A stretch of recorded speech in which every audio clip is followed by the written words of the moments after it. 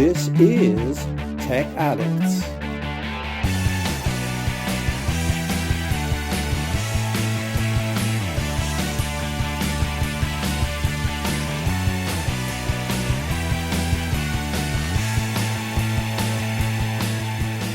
This week, would you pay extra for Snapchat? New devices from Technopova, Saga, Lenovo and HTC. The Nikon Z30, Nokia have a new 8-inch tablet, and a lost Doom game rediscovered.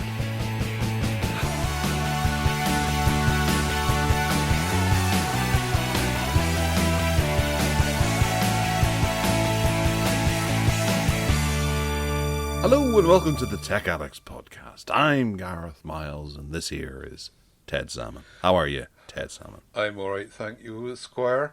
I'm sitting up here in North Wales, waiting for the sunshine, and I'm sure it's going to come and spoil the day. But at the moment it's lovely and cool, and it's a little bit windy and a little bit rainy. Perfect weather. What's the forecast up your way?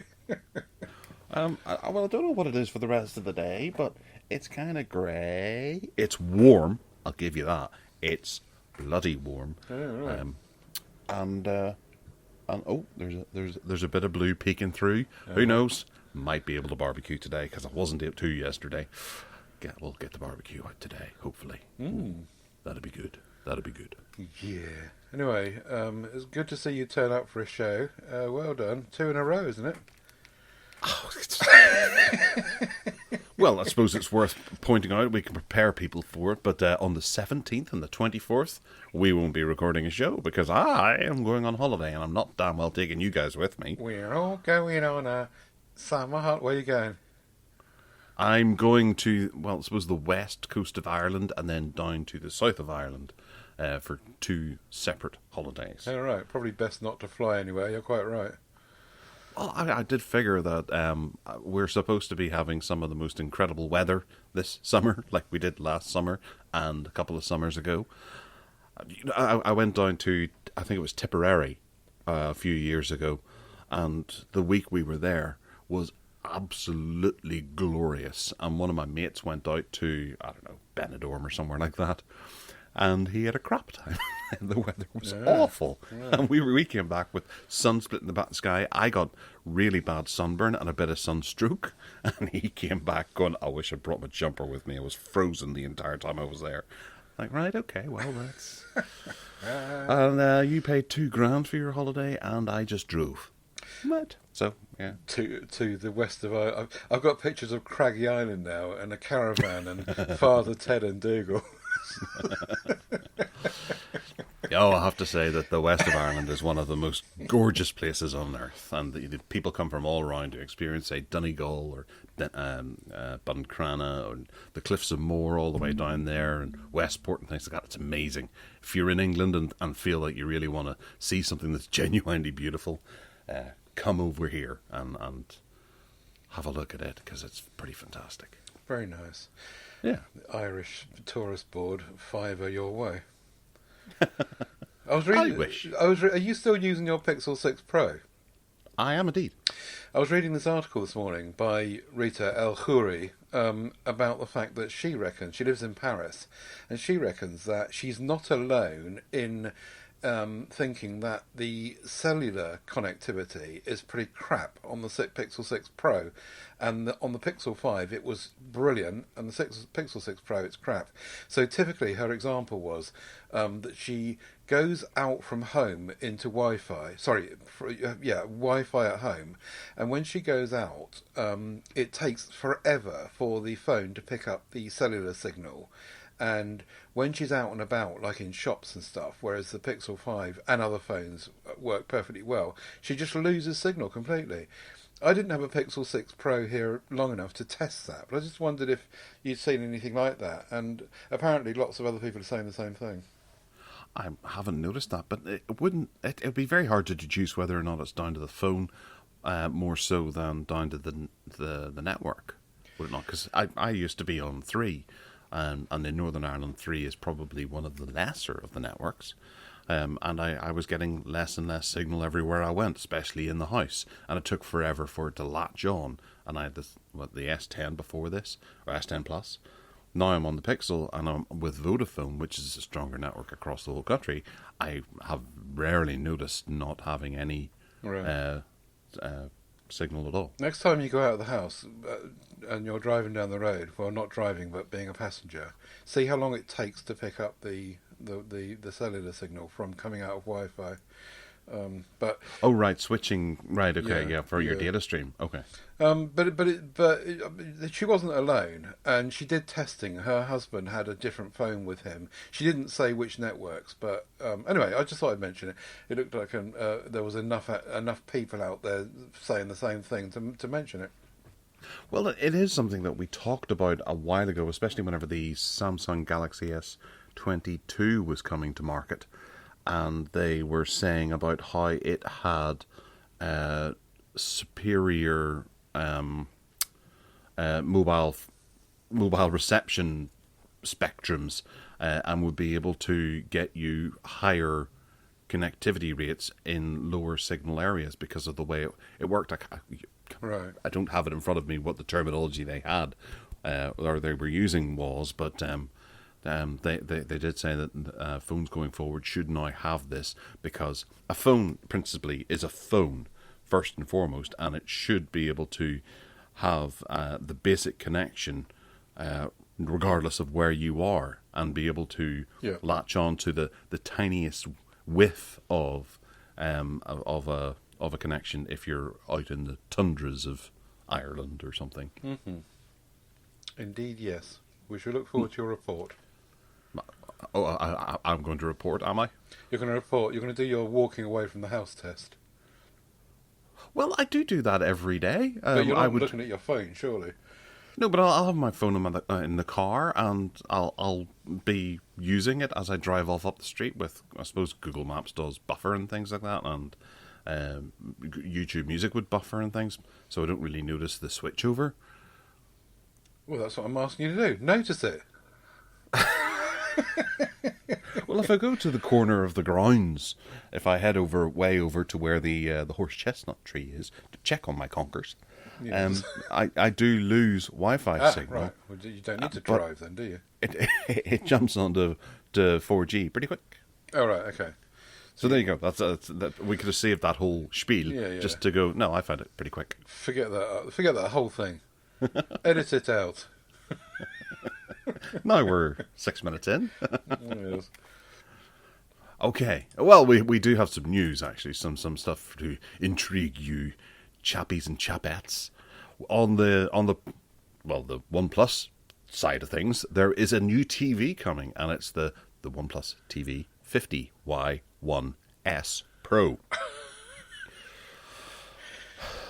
Yes, it's going to be released through OnePlus in some sort of form, and it's a nice looking 4K TV with the OnePlus Gamma engine built into it for ultra clear content, and it's got a built-in MEMC technology for smooth and enhanced motion in videos, and also Dolby Audio for high definition sound.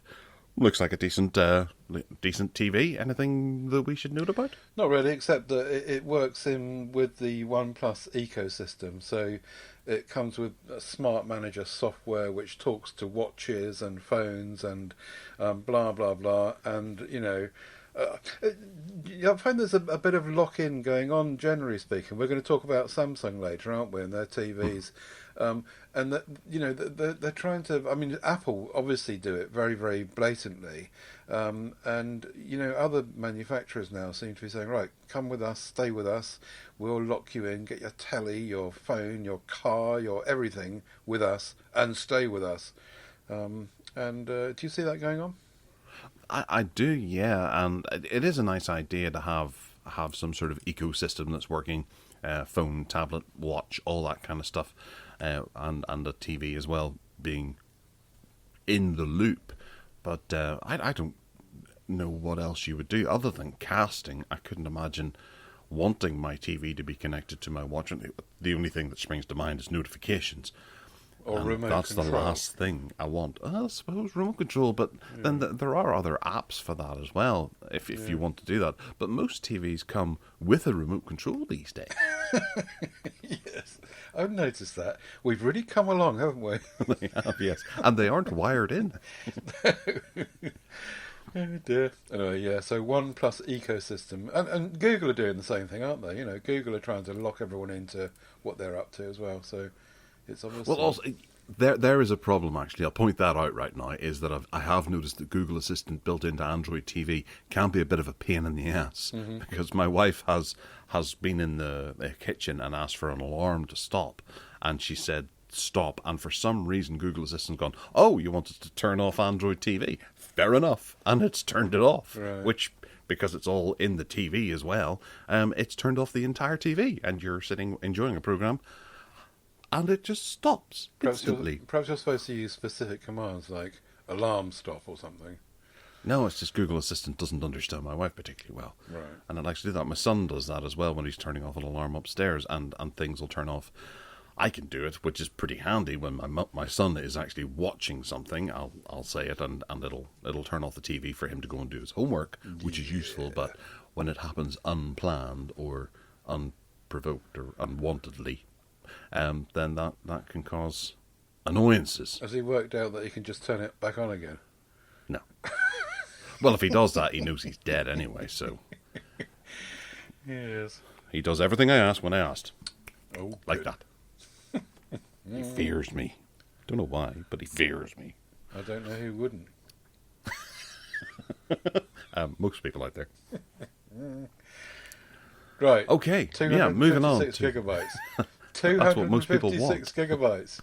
And apparently, this GSM Arena poll was done, and they were asking people to respond to their poll to say how much storage is on your phone right now. So this is not about expandable storage; it's what you buy your phone with, effectively. And now, just to put the context here, is that anyone that's going to vote on a GSM Arena poll is likely to be a nerdy, geeky nerd face, like us. You know, the majority was the higher, so they wanted up to 256 gigabytes and not the lower ones. And the lower the amount that went down, the less interested the respondents were in amongst it. The other bit of the poll they did was how important is the micro SD card slot to you, which is one that we've dabbled with here and on PSC for years. And for nearly half of the respondents on that said, yes, it's nice to have it, but it's not vital. And only 40% of the respondents said, I wouldn't buy a phone without it. But 15% said, I don't need it. So that was interesting, and maybe reflects the nerdiness again. But yeah, I don't know. What I mean, if you up to now you've been buying Samsung phones. Oh no, your latest Samsung didn't have storage, did it? Well, I'm onto the Pixel 6 now, which Yeah. is 128, and it doesn't have No. an SD card. But then I do rely a lot on cloud storage, and I think that's what a lot of people Yeah. might actually do. And they have expanded Google Drives. The 100 gigabyte Google Drive is dirt cheap. It's what, £2 or something like that a month, Yeah. or maybe even less. But the last Samsung phone you had, that didn't have a slot, did it? It did, yeah. Oh, it did. Okay. Yeah. Did you not which use I it? only had I had a 64 gigabyte card in there, and Oh, I right. barely touched it, Okay. and that's why I figured I don't need that Okay. anymore. But on a tablet, I do, because I want to be able to take as much media with me if I jump on a flight to Right. an international conference, as so frequently happens. Istanbul. Yeah, it's good do. But the one thing I found was quite interesting was that there's 4% of people said that they're happy enough with 32 gigabytes or less in their phone. Yeah, yeah. Who are Wow. they? They're probably the partners of the nerdy geeks who are sitting there with their old-fashioned Nokia and saying, well, I don't need that. I'll tell you what, I'll vote and bring the numbers down. But then 4%, it works out to be 441 people who answered this. Which, there's 441 people out there who are happy with 32 gigabytes or less. It's amazing, isn't it? That's amazing, yeah. And it does make me think that I have a tablet over there that in my cabinet that had 4 gigabytes of storage in it. And we got by on 4 gigabytes of storage at one stage whenever apps were so small. Yeah. And, now you look at the juggernaut that is like the Facebook app or something like that uses such a huge amount of space and then adds more to it by buffering and caching all the information that you just really don't need. Yeah. Have you used they mention in this article also the Google Files app, which I regularly kind of look into and kind of clean up and use it on various phones.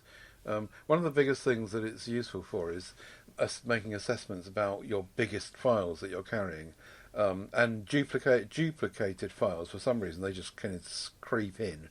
But that's a handy little tool, I think. It is, absolutely. And I know that I think Samsung have their own one. Actually, that Lenovo P11 Plus that I got, initially I thought, wow, there's virtually no bloat. And I'd started filming an unboxing, which I'm going to finish next week, and turn it into a full review of the tablet.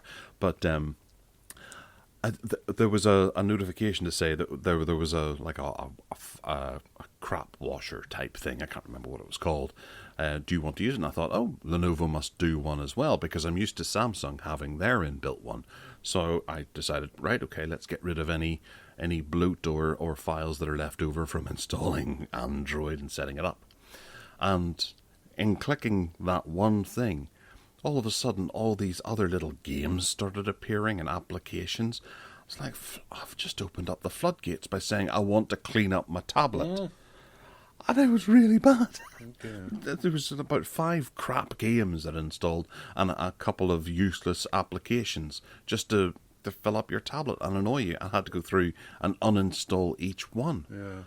It's like, wow, it's misrepresenting itself as a cleaning tool to give you a bloat. And initially I had thought, this is really clean, this tablet. There's nothing here. Yeah. Lenovo, very, very naughty. It was. I'm really quite upset with that. But now it's all gone. Back to being totally clean. Good. No overlay. Nice. Soap and water. True. So we do have some more specifications coming up on the Pixel 7 Pro. There's a few details or rumours that have leaked, and they are saying that it's expected to come with a new display panel, which is, I'm not going to bother reading that out, but it's a maximum of 1,000 nits. It's from Samsung, and it's got a display resolution of 3120 by 1440, and it'll come with a new 1080p mode. That can conserve power for people. The phone's processor would seem to be the Tensor 2 chipset, which will use 4 plus 2 plus 2 core CPU design type thing. Great. Faster, smaller, more efficient. I would have thought that the Pixel 6 Pro has got a switch to move it from 1440p to 1080p. I haven't got one in front of me to check that, and you probably can't remember, but there's often an auto switch. Are they saying that the 6 Pro did this automatically, but this one you can do manually, I wonder? But yeah, I quite like the look of the back of this. I think that it's an improvement. I know some people are saying that the pill-shaped window looks stupid and clumsy, but actually I prefer it, I think, to the 6 Pro series. I quite like that, and the stupid great big silver band on the back I think it's more subtle. I think that I probably prefer the 7 rather than the 6 poisonally. Yes, no, I agree that I think the 7 Pro renders look really, really nice. Not so much enthusiastic about the 7 renders, but the 7 Pro, having that circular effect around what on the Pixel 6 Pro is a rectangular window into that camera makes a big difference, because whilst it's all black, the closer you look at it, the Pixel 6 Pro does look a bit thrown together when it comes to that camera array, because of all the differing sizes and stuff like that, and holes and bits and pieces. They're not evenly spread out. This does look like they've taken the time to make sure that it's neatly laid out. Very pretty. Yes, and presumably Samsung are still making the Tensor chipset, so that Tensor 2 is still in bed with Sammy. But we shall see. Absolutely. Not a huge amount is known about it, but cases in that are rolling. That leaks, strategic leaking is underway as usual. Yes, I got an email to say, let me know whenever you've got the Pixel 7 and Pixel 7 Pro, and we'll send you a couple of our cases. And you could just send them to me anyway, and you never know. But I don't think I'll bother with the Pixel 7.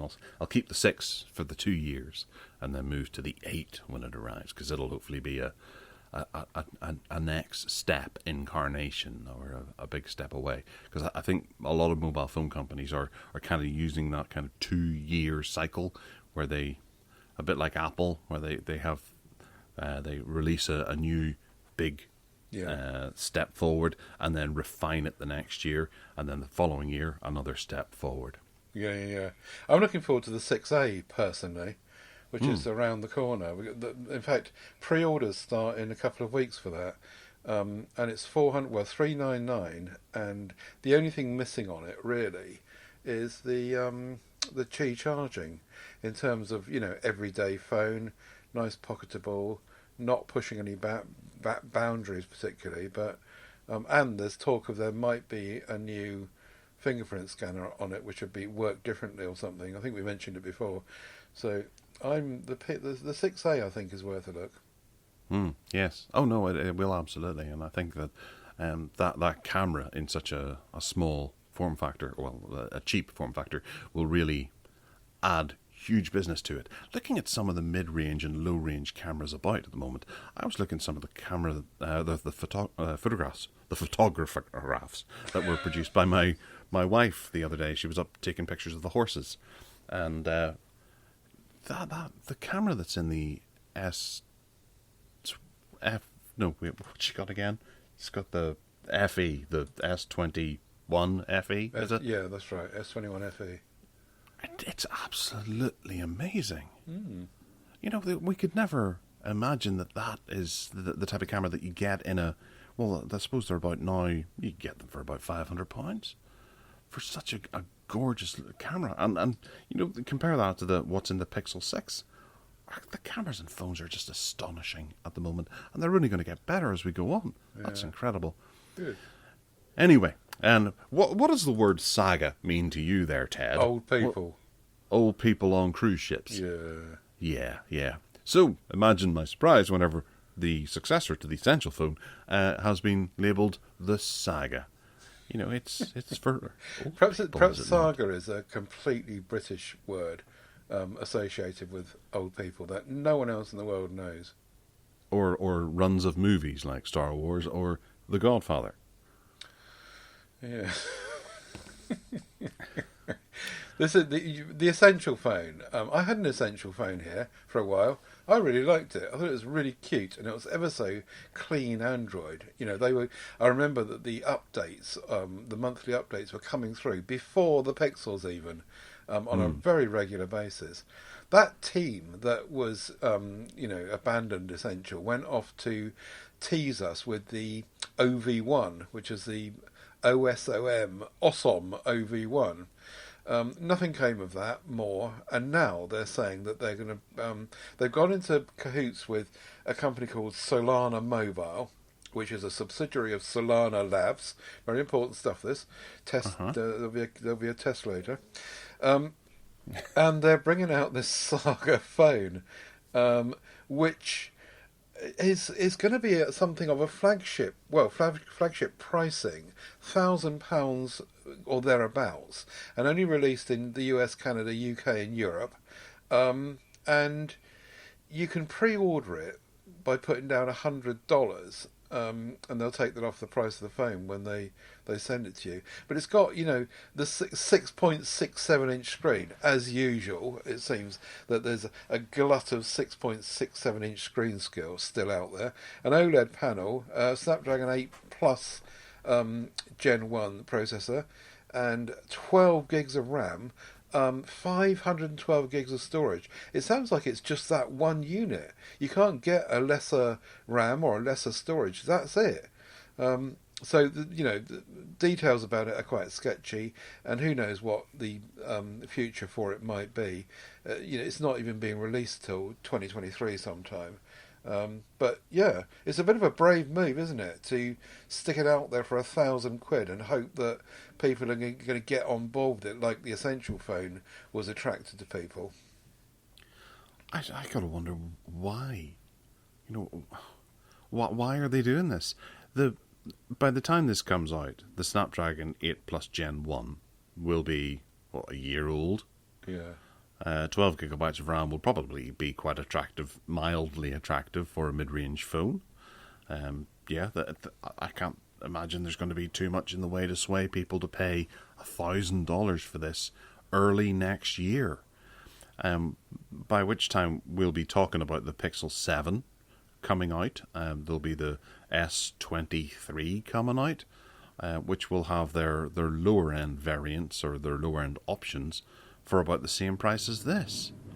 I'm not poo-pooing the idea of someone trying to go out and give you another option, but the market is just so full of new phones arriving and revisions of new phones arriving from the bigger companies. A smaller company like this hasn't got a hope. The Essential was a very attractive phone and failed. And that's worrying. The renders on the PR blurb on this make this look like a very attractive phone as well, and not terribly unlike what I remember the Essential phone being like. It looks like it's a premium product. It looks like it's very, very nicely designed and made. You can see the curves and the way the glass and the edges work together. I mean, it looks like it's probably a flagship $1,000 phone. But yeah, I think you're probably right. It's a brave move. And also, they're not going to have a marketing campaign that's in any way going to put this phone out above even something like Huawei, which is really difficult to market right now. We've got HTC coming back into the fray, Samsung, ZTE, all the other companies that are vying for a bit of market share at the moment. I hadn't heard of this until you put it into the show notes. Mm-hmm. Which, I do read the news every day, and this was put out on the 23rd of June. Didn't know. Right. Well, good job I'm here then. Yes, yeah. And if the Saga is a success, then we can say that it's thanks to Ted on the Tech Addicts podcast, because he's the only one who picked it up. Yes. Aside from John. I've clicked away from it now. John Callahan over on Android Authority. So good job, you two. You've saved a company, hopefully. Indeed. Or if it didn't save, you didn't try hard enough.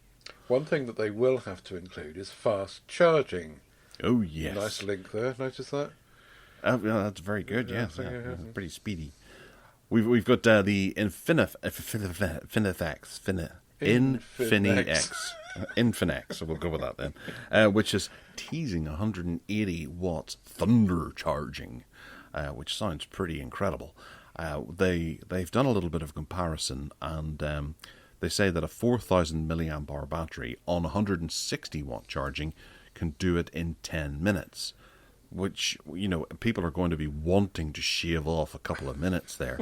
So doing 180 watts will hopefully do it in 9 minutes. Isn't this a competition? Like, what was it, 10-minute abs? Now we've got a better idea. 9-minute abs. They're going to try to. Are they trying to drive Qi charging out? So wireless charging will go because nobody wants it anymore, because everyone is expecting to charge their phone from flat in 8 minutes. And there was, didn't we cover a story where someone was testing 240 watt charging? It's just bizarre, isn't it? That and no one seems to care particularly about the hit on the battery, the battery life. I think when we spoke about it before, we were saying that that they are working that into the equation, and of course you don't have to charge it at that speed. Various phones have switches. Samsung has a switch in the Samsung I've got to say do not fast charge, so you can do that if you want. But yeah, the thing I found with the Oppo also, though, you had an Oppo too. The thing that I found with the Oppo was the the fast charging was great, but you had to have that brick with you. And I went through all that before. I won't do it again, but it only worked with that brick and with that cable. So you got to. It might be okay to top up at Tesco or use McDonald's or something, but you've got to have all your gear with you. So. Well, imagine if this starts getting stuck into the back of the chair that you're sitting on the train or the bus or the plane, and you can just plug in, and in 9 minutes your phone will be jam-packed full of power. Or in McDonald's, as you say, and anywhere else you happen to go, there'll just be USB Type-C everywhere. You won't actually have to charge your phone in the house at all. As long as it's universal, that's the point. And not if it's like Oppo making you take their charger. Yeah, but I suppose whenever they start pushing it up, if everything has 180 watt charging in it, or thereabouts, depending on what cable it is you bring with you to be able to charge it, you just plug it into USB Type-C, plug it into your phone, and it's just there. You get onto the train. Obviously, somewhere like British Rail will probably go, well, hey, we've got 20 watts charging, and think that that's great. Whereas somewhere like out in Japan, you'll get one of their bullet trains which has 240 watt because they're cutting edge whenever it comes to these sorts of things, and people just charge up their phones. Away you go, and it just depends on what service you're in. You'll go, oh, is it 20? Is it 240? What have we got on this method of transport that I happen to be in, or in this restaurant that I happen to be in? Just plug it in, away you go. The point stands, though, is it needs to be universal, I think. That you don't have to have your Oppo cable, specific Oppo cable with you. All right, the brick, forget the brick. If it's going to be universal 240 on your Japanese train, fair enough. But you don't, you want to be able to just grab any cable and just use it, not have to have a specific one. Hopefully then gradually over time we'll get rid of all those older USB Type-C cables that don't have this, and they'll be able to just ship a cable with your phone, a small one or a long one or whatever it happens to be, and you just plug it in, away you go. You take it with you, which means if you lose it, you have to go and buy another one. Indeed. It's quite amazing, though, watching this thing. There's an embedded video in this link that we went off to, which shows a 10-second video, and it goes up 1 percentage point in 10 seconds. Brilliant. So, yeah, amazing speeds. Yeah. And, they are proving that it isn't devastating to a battery to have this done to it all the time as well, because fast-charging phones aren't exploding. No. So, mentioned earlier, but here it is again. HTC are coming back with a phone that's focused on VR and has a Snapdragon 695 inside it for some reason, as if that's going to power VR. I don't know how. That's quite a slow processor chip inside, but it's called the Desire 22 Pro, and it's going to have Viverse, we'll go with Viverse compatibility, which is a store that allows you to download apps and things like that to be able to use VR with it. It's going to have 15 watt wireless charging. It's going to have a side-mounted fingerprint scanner, an IP68 rating, water and dust resistant rating, a 64 megapixel rear camera, 32 megapixel selfie camera, 8 gigabytes of RAM, and 128 gigabytes of storage with the micro SD card slot.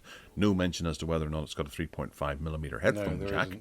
There isn't. There isn't? No, there isn't. And there is a micro SD card slot. There's no 3.5. There's no stereo speakers.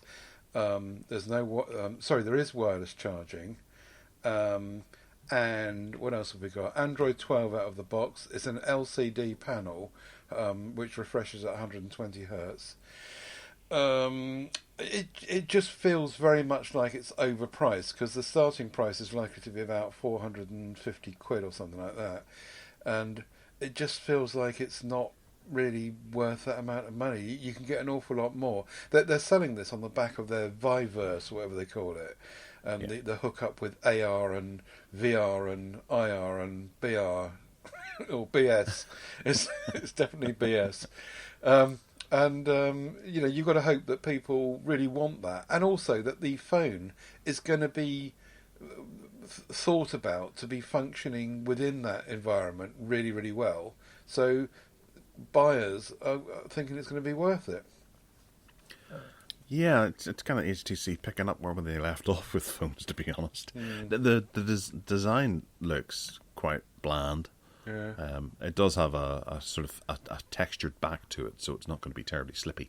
But it looks like it's going to be really plasticky from the initial imagery. I can't say I would be too excited about this. I am more interested in the Vive Flow, and I hope that the Vive Flow will be nicely compatible with other devices, and you aren't forced into buying this phone in order to be able to use the Vive Flow. I'd love to see a new HTC flagship, a proper one.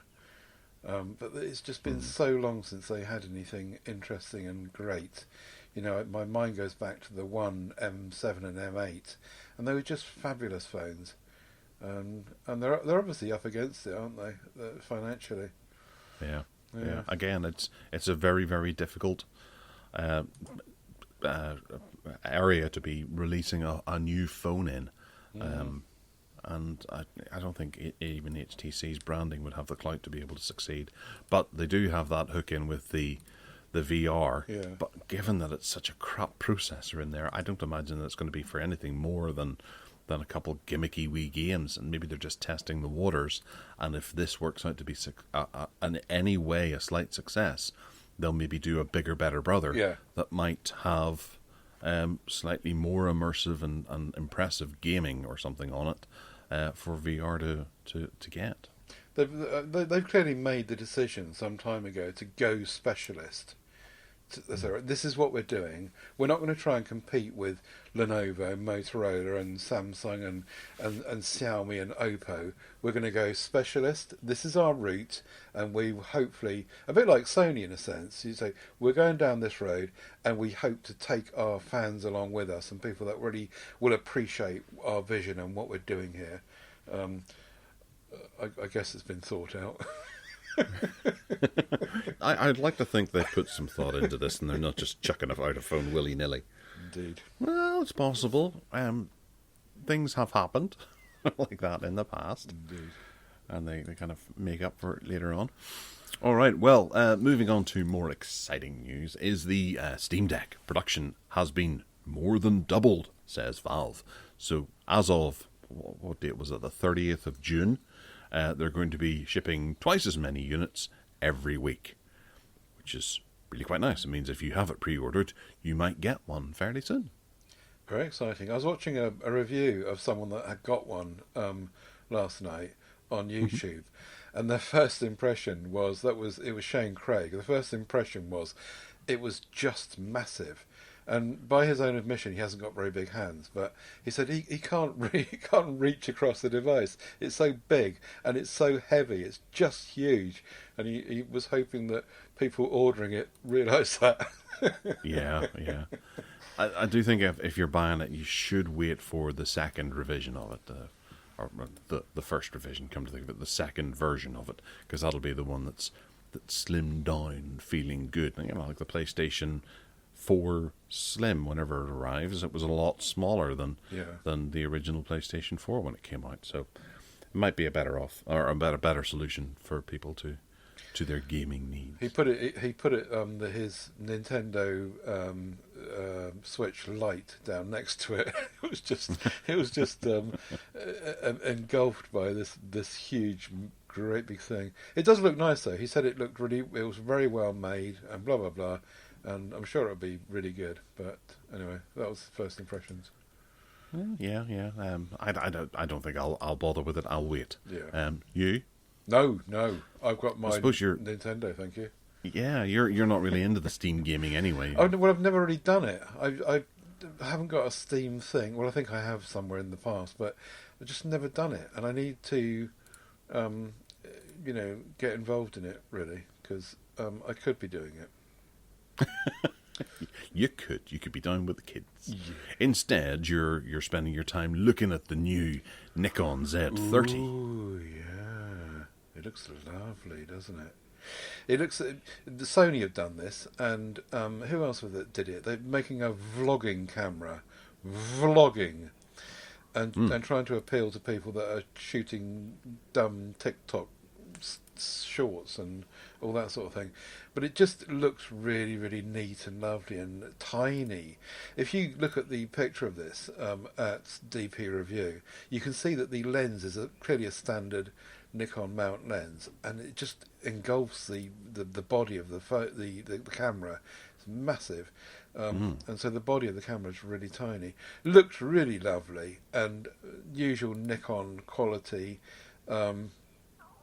And it's got a fully articulating screen, of course, for turning around with people doing vlogging. You're a bit of a vlogger. Do you fancy one of these? No, I haven't vlogged ever, I don't think. Oh, yeah. All right, then. A YouTube video shooter. Yeah. I think it's getting the right compromise between having 4K in your video and the right price tag is what's important there. This does look like a decent little camera to be able to do that with. And it has all the specs. And other things as well. Not just that. It's 850 quid or dollars rather, with the standard zoom lens. And then you can get a 2 kit lens with a 50 to 250.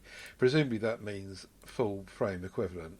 And it's 1,100 quid, or $1,100, sorry. But it just looks really lovely. I want one. But it does. Yeah, I'm sure I would probably use it, but I wouldn't use it for vlogging.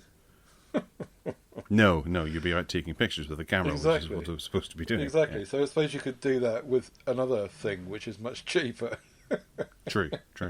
The camera I shot with was half the price of this, the one that I used for my videos, and it does full 4K. It does look lovely, though. And it's interesting that they've increased the size of the video recording button. So, look, this is for video recording. You stupid people, press this button. That's all they need to do. Yes. Anyway, good stuff. Good call. So Xiaomi, talking about increasing camera sensors and things like that, Xiaomi have the 12S Ultra, which has a $15 million 1-inch camera sensor inside it. Is it going to cost $15 million? No, that was the research price. Ah, right, okay. So to put a 1-inch or 1-inch sensor in their new phones cost them $15 million. Who were they in cahoots with? Another company. The $15 million was spent with. Oh, it was Sony, wasn't it? Of course it was. The difference here, though, the news here is that unlike Sony with their X Pro I model, who cropped the 1-inch sensor by making the circular caption area fall totally inside the parameters of the rectangular sensor, Xiaomi are making sure they're not doing that, and they're putting the circle outside that, so the whole of the 1-inch sensor can capture the image. You can use the whole of the sensor, which is what Sony should have done in the first place. But this is coming apparently to the 12S Ultra, following the discontinuation of the Xiaomi 12 Ultra plans. They've just turned it into the 12S Ultra and made it have this 1-inch sensor instead. So I'm not sure how much it's going to cost, but any idea on cost? Is there anything there? I don't see anything there, but it's Xiaomi, so I can't imagine it's going to be particularly expensive. You know, where Samsung might do it, they'll charge a premium, but Xiaomi are good at keeping their prices low. Except when they've got a flagship on the go. But they'll release it at a high price, but 4 weeks after that, it will have dropped in price, and you'll find it in bargain corners. Bargain basement. It'll be on our show. Will do. Anyway, making use of that full 1-inch sensor is a forward move, I think, in a phone. That's really good. Wow. I just got sent a link by a friend. Sorry, I was a bit distracted there. Right. To say you should check out the amount of games that are available in Prime Gaming because they're doing their their Black Friday Prime Day is coming up. Yeah. They've jam packed their Prime Gaming thing with loads of new games. You heard it here first. Yeah. Wow. There's loads. Wow. Good. It's worth a look. Cool stuff. Cool stuff. Metal Slug 2. And the ever excellent Dark Side Detective is in there as well. I fully recommend those games because they're great. Maniac Mansion as well. Brilliant. Wow. Okay. Nokia. There's a new 8-inch Nokia tablet coming about a year after the 10-inch tablet that they put out, and I would say it's a wee bit underwhelming. I was hoping that this would come out around about the same time as the 10-inch one, and it's got the same specs that I would have expected had it come out around the same time as the 10-inch. I hope this is going to be like £100 or something for these specs. It's an 8-inch with a 1280 by 800 resolution display, Wi-Fi 5. Some of them will have 4G LTE built into them, and they've got GPS. They're putting that as a feature. It's got a 2-megapixel front-facing camera and an 8-megapixel rear camera and a 5,100 milliamp hour battery in there. That's all we have so far. Not exactly going to set the world on fire, but I suppose it's nice to have an 8-inch option out there. It is, and the Nokia tablets I think are really nice. The T20 anyway, and they've thought this entertainment centre through as well quite well. And I think if I was offered the option of the one I've got or this 8-inch one, I think I would go for the 8-inch one. I think it's a nicer size. It's more portable, and yeah, I think it's a good addition to the group of what Nokia are doing. They're saying it's a rival to the Fire HD8. Mum's got a Fire HD8 here, and the only reason I got her that for her birthday was because there wasn't anything like this for the same size. There wasn't a mainstream 8-inch Android tablet that was, decently. There was, of course, the Samsung one, but it's very kind of Samsung. I was looking for something cleaner than that. Anyway, yeah, I like it, and I expect it to be £99, please, Nokia. Yes, yeah. But I would still say that I much prefer the idea of the 10-inch one. I just think that 10-inch tablet is terrific. The T20 in 10-inch form is a great tablet and absolutely worth the money. You can't put it in your pocket, though. No. Can you put an 8-inch tablet in your pocket? Well, if you've got big pockets, yeah, at a push. You can put things like Kindles into pockets. Cargo trouser pockets, for example. But then you can stretch that up to a 10-inch tablet. I think I've got a pair of Combats down in the house. I could put my Lenovo in there. I couldn't put the S7 Plus in there. No. But I suppose I could. The front, one of my hoodies has a front pocket. I could put my S7 Plus in that. Yeah, it would fit. Yeah, just with a bit of stretching and things going on. The reality is that my mum, only sits on the sofa using this thing anyway. But it's just a really dinky size, and it's just right for her. And I think that if this 8-inch Nokia had been around at that time, I would definitely have got this instead. Particularly as I could. I've got used to that whole entertainment centre thing, and I think that's really positive. Well, I think that is it not a Google thing? Because I have one on the Lenovo. I haven't looked into it thoroughly, but where my son has that pull-out thing at the top corner, and going into to all your shared Google TV experience, the Lenovo has that too, and I'm able to pull it out and see all the apps that I have installed that do media. There's Disney Plus and Amazon Prime. Yeah. Somebody's installed it, haven't they? It's in the Play Store. You can I can't remember what it's called now. Entertainment? No. Yeah. Something or other. I noticed it was in the Play Store though. I don't have the box here. It's way over there, but it says on the front of the box. Oh, was it? I can't see it from here. Oh, right. It actually came with it. Are you sure it's the same one? Because the one on the Nokia is Nokia's own. Maybe it's something just very, very similar that they're copying. Yeah, I think Nokia might have given Google's one a lick of paint because the one on the Lenovo is Google branded. Oh, okay.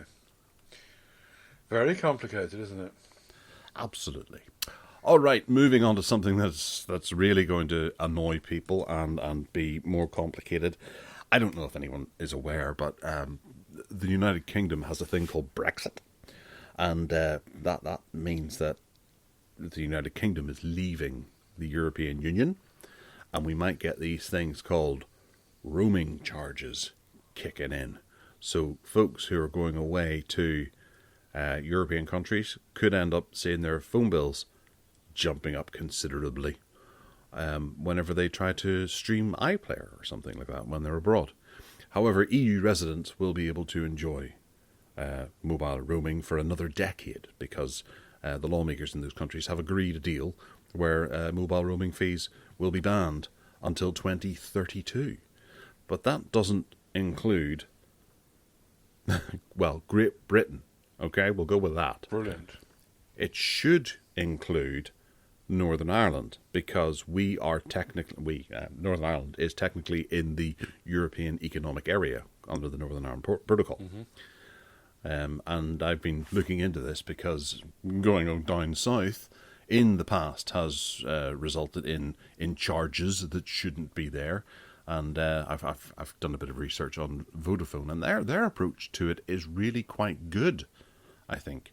Vodafone are doing they've got zones, and I'm not sure how this works out on EE and other networks, but Zone A is Republic of Ireland and the Isle of Man, which are kind of, that's a sensible area to have no roaming charges. But yes, we don't get charged for roaming when we go down south and to the Isle of Man. Zone B has a larger collection of European destinations, which Vodafone are saying that they are not going to have roaming charges unless you're on the pay monthly plans taken out from August 11th, 2021, in which case it's going to cost you £1. I think that's a day to use roaming. Any of their other contracts, their Reds and their Max, unlimited Max and unlimited data plans and things like that, and even pay monthly ones taken before the 11th of August, won't incur a charge. But thereafter, Zone C and Zone D, Zone C being further away like Bermuda and Barbados, Australia and that sort of thing, and then Zone D is out in Afghanistan and Chile and China and places like that. They're going to cost £6. But the weird thing is, before I started doing my research into what I'm going to have to pay in order to go down south, is that I had to, in order to turn on roaming, it was going to charge me £8. But £8 is not mentioned within the plans of Vodafone roaming charges. It's all £6 if I was to go far away. Far away. So they would happily let me turn on an £8 roaming charge to go into Zone A, which is weird. I don't get that. I think everything's going to get turned on its head for us British people heading off out into Europe, and it's going to irritate many as it comes along. But luckily for those who are in and around Europe, they're going to be able to enjoy travelling from country to country without having to incur any mobile charges. Ted? Well, the obvious answer to British people is to stay at home. Yes. Oh, well, the argument is then set that anyway. I would stay at home and I can travel down south. If I go close to the border, this is one of the really annoying things. If I go down near Newry, I remember I used to get charged even if I didn't cross the border. If I was down in Newry, Newry's a good city, Armagh's a good city. You could sometimes pick up one of the southern masts and jump onto that, and you get a text message to say, "Welcome to 3 Ireland." And you're like, "No," because you just got a charge. Yeah. And every text message is going to cost an absolute fortune. You're like, "But I'm not there. I'm north of the border." I wonder what will happen when Scotland goes independent next year. Yeah. They dig a big trough along Hadrian's Wall, and then the same thing will happen there. Well, yeah, it's unmanageable. It's very, very difficult. All the years that Ireland has had this, the companies have just had to say, look, there's no way we can actually police this. It is whatever mast you connect to. We can't distinguish here. If your phone connects to one of the ones south of the border, that's up to you. It's not up to us. And like, what? No! And it's a fight you have to have. And eventually they do generally go, well, if you're down there often enough, then we'll try and do something about it. But right now, no, tough. It's all a bit of a mess, isn't it? Yeah, it is. Anyway, it's good for people that live in Spain and Portugal and Italy. They get the EEA. They get another 10 years of Pip. Hello, Pip. He lives in Spain. Pip Tomlinson. He'll be all right. Another 10 years of free roaming. Yeah. It just remains to be seen what will happen with us and all of our different networks. Now that was Vodafone I looked into, and it's a bit confusing compared to what in actuality you get through their app when you go to look into this. My wife went down to Dublin last week to see the Eagles playing, and didn't bother. You know, that's whenever I started looking into it. Should we apply this £8 1 week charge for going into Europe, because that's what she was. Yeah. She was leaving the United Kingdom and going into Europe. But we decided to go against it and had a look at her bill, and she didn't get charged anything at all. But we could have quite easily paid that £8. But according to the website, it should only be £6 that we're charged if we're heading out to the Caribbean or America or off over to the Middle East and Asia. Yeah. Bizarre. Very tricky. But then EE and 3 are all going to be different as well. So you're going to have to start looking, folks, to see what you're going to have to pay, if at all. Don't trust just going out to Europe this summer if you manage to get there. Maybe you probably won't incur any charges if you're stuck in Heathrow Airport. You'll be fine. You can use their Wi-Fi as well. And certainly don't bother going to see aging 78-year-old rock stars, and then you won't have the problem. Well, yeah. I've got to notice that down in Dublin, the Eagles concert went without issue. But then, having a look at some of the newspapers, the Eagles concert was at Hyde Park. There were fisticuffs and all kinds of things going on. Yeah.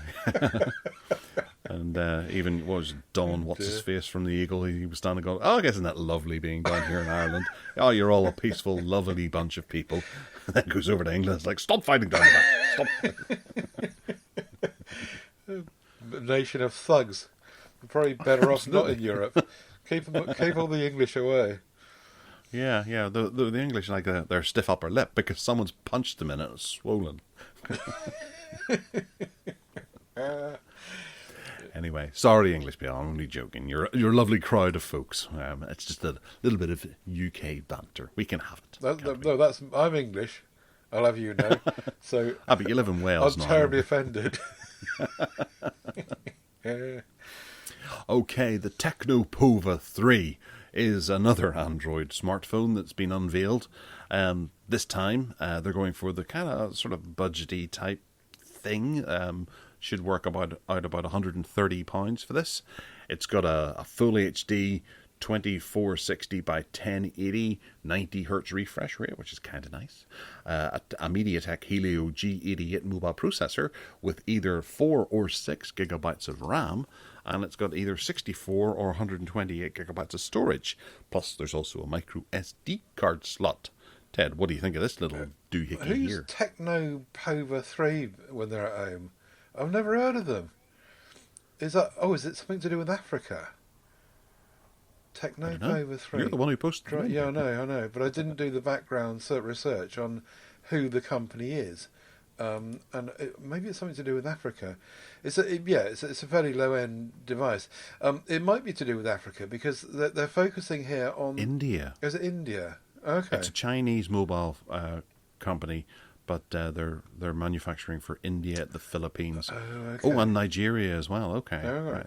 Well, anyway, the news here is that it's a 6.9-inch display, We've got used to being like 6.7, 6.8, but 6.9 is even bigger. I worked it out all by myself. And it's also got a whacking great big battery, which in terms of developing countries, they do tend to try and focus a bit on that. Fast charging, and yeah, the thing that I focused on really was that it's just massive, and apparently someone has subsequently discovered that on the back of the phone, it's got a load of nothing phone like LED displays going on. So I don't know. I don't know much about it, and I'm not. Probably it isn't worth much of our time talking about it in the UK if we're not going to get one to look at.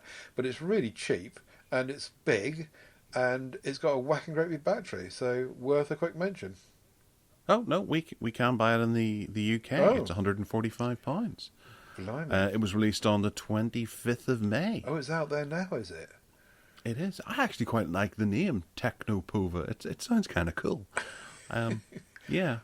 I'll see if we can track one down to actually buy then. Interesting. You can get it from Electro Rates. Electro Rates. Yes. Right. Or at least they have the full specs. Maybe there isn't a purchase option here, but that's where I found the full specs. It doesn't look too bad. It's a decent offering with fairly decent specs in there. If people just want a wee bit more of a glitzy glam, although 7,000 milliamp hour battery in there. Yeah, that's the focus, isn't it? The power and the size of the screen for consuming media. Anyway, yeah, there it is. It's available for £145 in Birmingham, London, and Blackpool. Via who? Well, you just go and get on the train and turn up there and hope that someone sells it to you. Yeah, it could be like, what was it, Amstrad used to sell all their stuff through Rumbelows. Yeah. Rumbelows, good grief. Wow, great days. Oh, I don't know. I never got to experience that. Yeah. Rumbelows, wow. Although I do remember being on Regent Street when I was quite young. I went over with my parents, and there was this shop that opened. And there was a guy up, it was like an auction house, and he was auctioning off all these bits of electronics and stuff like that. And he had one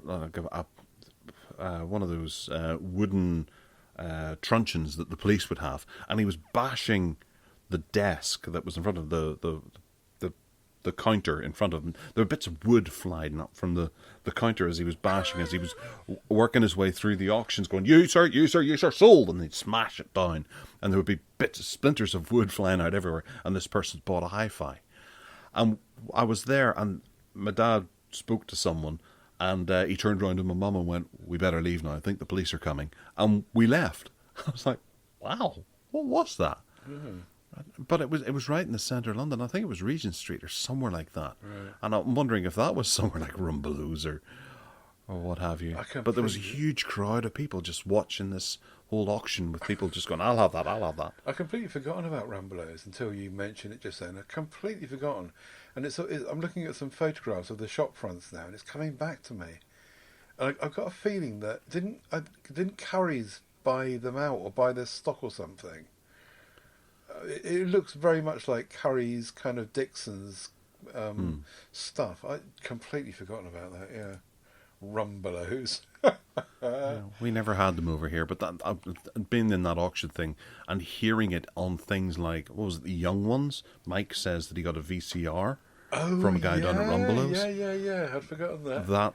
I made that connection between Rumbelows and that auction, just thinking it's one of those dodgy places that Mike would go. Yeah.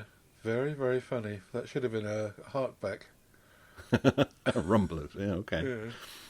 All right. Last week we were discussing the idea of thermal paste and putting how you put it on your heatsink.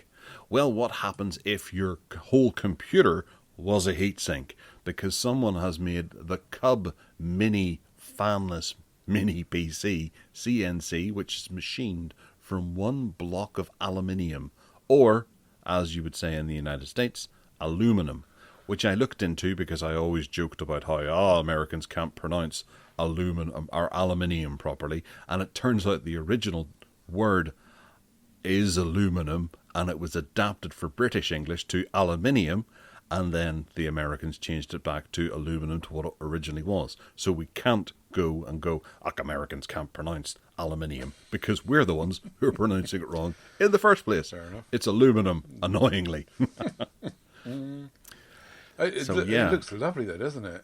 Imagine anything that's made out of one piece of metal just always looks very clean and sleek and lovely. But why would you... What's the point of making it out of aluminium? Do you know? Because you can. Just because you can. There's no technical advantage. Like, well, I suppose you could just...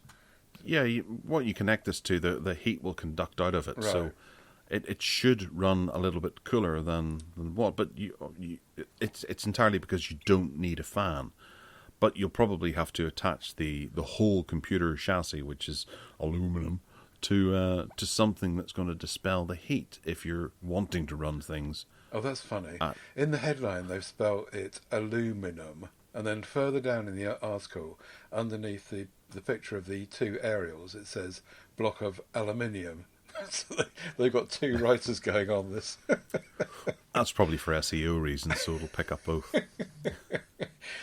So the two aerials are on the back, sticking out like sore thumbs. In fact, they look very much like sore thumbs, don't they? Presumably that's because if they were inside, then they just wouldn't get out through the aluminium. Is that right? The signal. Well, I suppose it's important to mention that this is you can hold this in the palm of your hand. It is tiny. It's about the size of a Rubik's cube. Yeah. Maybe a wee bit larger. Yeah. Looks lovely. I want one. It does. It's got two USBs on the back, a 3.5mm headphone jack, an HDMI out, a USB Type-C, two USB 3s on the front, and a micro SD card connector. So it's really... it says... Yeah, well, I suppose 4. That makes 4, doesn't it? 2 on the back, 2 on the front. 1, 2, 3, 4. Yes. What's that blue circle on the back? Is that not the front? Or is that the front? What's that blue circle on the front? Don't know. It's really odd. It looks like a little infrared window or something. Well, yeah, maybe. Oh, I was thinking there's LED indicators for maybe that's the on switch. Right. Oh yeah, it could be, couldn't it? Or it could be the LED indicator. Yeah. Looks nice though. What about the chipset? Is this actually any good? A Celeron, what did you say? N5105. N5105. 8 gigabytes of RAM and 128 gigabytes of SSD-ness inside. I'm just having a quick look at CPU Monkey to see whether or not the N5105 is any good. But what would you do with this? You know, it's not really pocketable, is it? If you can imagine a Rubik's Cube, you know, you can't put it in your front jeans pocket. You'd have to have a bag to put it in, or at least a coat pocket. I suppose if you had a coat pocket, it would be all right. So, I mean, I can understand it if it was flat. If the profile was not cubed, but it was flat, you could stick it in your pocket, like a couple of the ones we've spoken about in the last few shows. But being a cube is just kind of sticky-outy, isn't it? Well, you are up at sticking tech in your pocket. You need to walk around trying to impress the ladies. I've got an 8-inch tablet on one side and an aluminium cube on the other. What's the point of having a tiny little PC if you're not going to take it anywhere? Surely the reason is that it's portable, no? Well, I think it's probably just the novelty factor. They're not going to be selling these in droves, I couldn't imagine, but it's just... What's that on your desktop? Well, look at that. Isn't that a spectacular thing? The Celeron's not bad. It's not going to set anything on fire, but it gets the benchmark is 619, so it's comparable to an i7 3520. Wow, that's pretty good then, isn't it? It's all right. I think that's a bit of a slower i7. Yeah. But even so. But you can't. Presumably, it's completely sealed, so you can't upgrade any of the components inside. That'd be interesting to see how they make it. They make it all, then seal it all up. Yes, and if you want to upgrade it, send you a can opener. Yes. Yeah. Looks really nice anyway. I like it. Does indeed. And the final bit of hardware that we have to talk about is the Lenovo Legion Halo, which you're going to talk about because I'm about to cough. The thing about Lenovo Legion phones is that they bring these phones out, they sell them in the Far East, they eventually, if we're lucky, make it to the West. You tend to end up having to buy it from like Amazon.de or Amazon.fr or something, and they're just not very available. They tend to be quite good, and then within like 3 months, a bit like you were saying with Xiaomi, the price just plummets. And if you look at one of these Lenovo Legion phones now on the Lenovo website or the Motorola website, they're cheap as chips, really, really cheap. They start off at like 800 and 900 quid, and you can pick one up now for 300 or 400 quid. So I think they try. I don't know how much successful they are out in the Far East, but this is probably the most serious chipset. The most serious specs I've seen in a Lenovo Legion phone so far. It's got a Snapdragon 8 Plus Gen 1, and all the gubbins really. An AMOLED display as usual, 1080p. Not very interesting cameras, and then you've got storage options up to 512 and RAM up to 16 gigs. So it's not a rubbish phone. It feels like it's a flagship kind of gaming phone, but they just don't market it properly. It doesn't seem to get anywhere, and then within no time it's unsupported because it's Lenovo. And it's kind of dead on its feet and cheap as chips. I don't know. Have you ever seen a Legion phone at all? No, I haven't, and I know we've covered them quite a few times, but I suppose with the amount of people that there are in China, it makes sense for them to, have their own kind of brand name that they sell there that may not translate terribly well to the eastern and western areas around China. It doesn't stop them with a laptop, though. I've got a Legion laptop, and they're happy to sell that out in the West. But then that's not something that really needs to be regionalised or, have extra things put into it to make it work on different bands and the likes. Whereas this, they can just, manufacture 1 million of them, and they'll be able to just sell them all in China because there's a demand for them, because they've got everything that the Chinese telecoms companies need. They would have to go back and manufacture a separate line in order for them to be shipped out to the Western areas. Those poor people. Europe and the poor people in England. China who buy this thing for 900 quid and then realise after 2 months they've abandoned it and there's no updates. I think it's a real shame. Yeah. Lenovo have got to get their act together, and Motorola, I think. Yeah. Anyway. But we've been saying that for how many years now? I know. If they haven't done it by now, I'm damn fine sure they're not going to be doing it. Yeah. Well, as we said before, it's all right with a 200 quid phone, but if it's a 900 quid phone, you expect more. Come on, Lenovo. All right, Geek Gadgets are doing, because we're moving into Flap Your Trap about an app here. I suppose I should introduce the section tonight. The Samsung Gaming Hub is arriving for 2022 smart TVs, and this is, well, it's a new sort of interface that allows you to interact with the likes of Xbox and Stadia through your TV without the need of a dongle or a separate box. So you can actually run this gaming hub on your smart TV natively, which is, on the one hand, an interesting idea. On the other hand, a bit worrying, because I guarantee it's probably not going to be updated.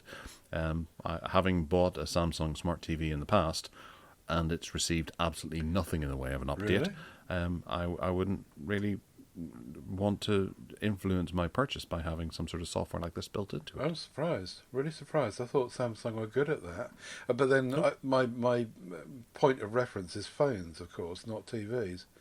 Yeah, that's a real shame. I didn't know that.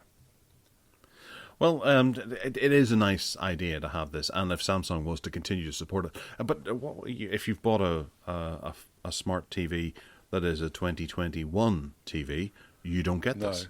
So right there and then, they sort of cut off a huge amount of their customers. Yeah. Samsung are good at that, aren't they? What was it? The Google feed on phones, Samsung phones. It was only there if you bought a phone that was 21 and onwards, and nothing before got it. Whereas they could easily have put it in, they decided not to. And the same is true of this, by the looks of it. But it's it's another one of these kind of collating everything together kind of affairs, isn't it? It's just that, as we were saying earlier in the show, there's a kind of lock-in thing going. So if you get reliant on this, your next TV needs to be another Samsung because you'll be used to using it. In the same way as you and I probably are with things like Roku. So at least Roku is plug-inable to different TVs. This isn't a bit of hardware, is it? No, it's not. What Samsung need to do is produce a bit of hardware that is a Samsung gaming hub unit that you plug into your telly. Then it's then transferable, isn't it?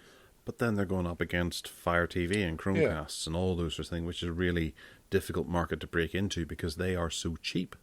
Yeah. The one thing I don't like about the idea of this is, because my Samsung Smart TV can no longer run Netflix, I had to go out and buy a plug-in for it, or I had to buy a new TV. Wow. And it was maybe about 5 years after I bought that TV that Netflix stopped running because they didn't update it. That's terrible. This is an issue as well. So you're at the mercy of Samsung to ensure that Xbox and NVIDIA GeForce and Stadia all remain bang up to date. That's terrible. Yeah. I'm not getting one. No, stick with your Roku Yeah. bar and things like that. I had a Roku 3 plugged into my smart TV, and it was about 10 years old, and it was still able to get the latest version of Netflix to it because Roku just continued to support it. Yeah, Roku are great. Yeah. Great. All right. So are you still using TikTok? I am, but this story is a bit of a worry, isn't it? Do carry on. It is. Oh no, you can tell us all about this because as not being a TikTok user, I don't care. Apparently, the FCC commissioner has told Apple and Google to remove TikTok, the app, from their app stores, saying that it's a national security risk. This all smells of like USA paranoia and Huawei stuff and all the rest of it. But because it wasn't President Trump behind this originally. Exactly, yeah. And so, but what it turns out to be is that TikTok have committed, in another article I've linked to here, they've committed to making changes to avoid the App Store ban. And in doing so, they're admitting all the things that have been said about them. It's like, oh yeah, I suppose we do that. We'd better stop, hadn't we? And so that we'll make changes to make sure it doesn't happen. So please don't take us out of your app stores. And all this is all about harvesting data for the Chinese government and military and taking people's stuff and using it inappropriately and blah blah blah. It's the same old story really, except that everyone's just kind of jumped on the bandwagon of saying, remove TikTok, they're being naughty. And TikTok, instead of saying, well, actually, we're not really being naughty, they're saying, oh, hands up to this, yeah, I suppose we are, but we'll change it, so don't remove us. And I think that's pretty much the story. Well, I think one of the crucial things is that obviously there is division between Trump and Biden, but this is an issue that is on both of their radars. To ensure that this is dealt with and the reporting back is stopped. So it's not just the Trump paranoia that might have been about at the time. There is a genuine issue here, and Biden is continuing to propose new rules and things like that to ensure that TikTok doesn't do what is said of them. So I don't know. I just steer clear of it. Well, I was trying to work out what TikTok actually know about me. I signed up with a disposable email account. I put in a wonky password that only I know. They don't know where I live. They don't know my phone number. They don't know anything about me. All they know is that this unit in North Wales somewhere has looked at these TikTok videos, and what good's that to anyone? I suppose that the problem is that other people don't do like I've done. They kind of sell their soul to TikTok and tell them all about them and give them all the information that they have about themselves, including their inside leg measurement and their bank account details, and that's the worry. So TikTok collects your location, your IP address, your search history, the contents of your messages, what you've been viewing, and for how long. I've never searched for anything in TikTok. I just. No, I didn't search for those bikini pictures. They just appeared. I just flicked through the pictures, and but as I say, I might be an unusual user. Perhaps most people are much more embedded and sell their soul to TikTok. In which case, it's a bit more of a worry, I suppose. Yeah. Well, we'll see going forward. Obviously, TikTok has always been one company that they've been trying to kind of boot, really, and they've managed to avoid it for this long. So they must be doing something right. But as we go forward, they all have their issues, and it takes their turn. You know, we'll be back to WhatsApp fairly soon. And Facebook. Someone pointed out in the group, actually, the Americans should have a look at in their own backyard first, and what Facebook are doing. Leave TikTok alone for 5 minutes. Yeah, true, absolutely. All right, next up is a poll, and do you care about the updates you get on your Android phone? Now, initially I started thinking about this, and I came up with a bit of a stereotype, and every time my wife or my daughter brings me something, their phone or their tablet or their computer, I have to sit there and do their updates for them. Yeah. And I'm not going to make that stereotype. It just seems to be that my son doesn't have this issue. He updates things religiously to get the most out of it, but the two females in my life don't.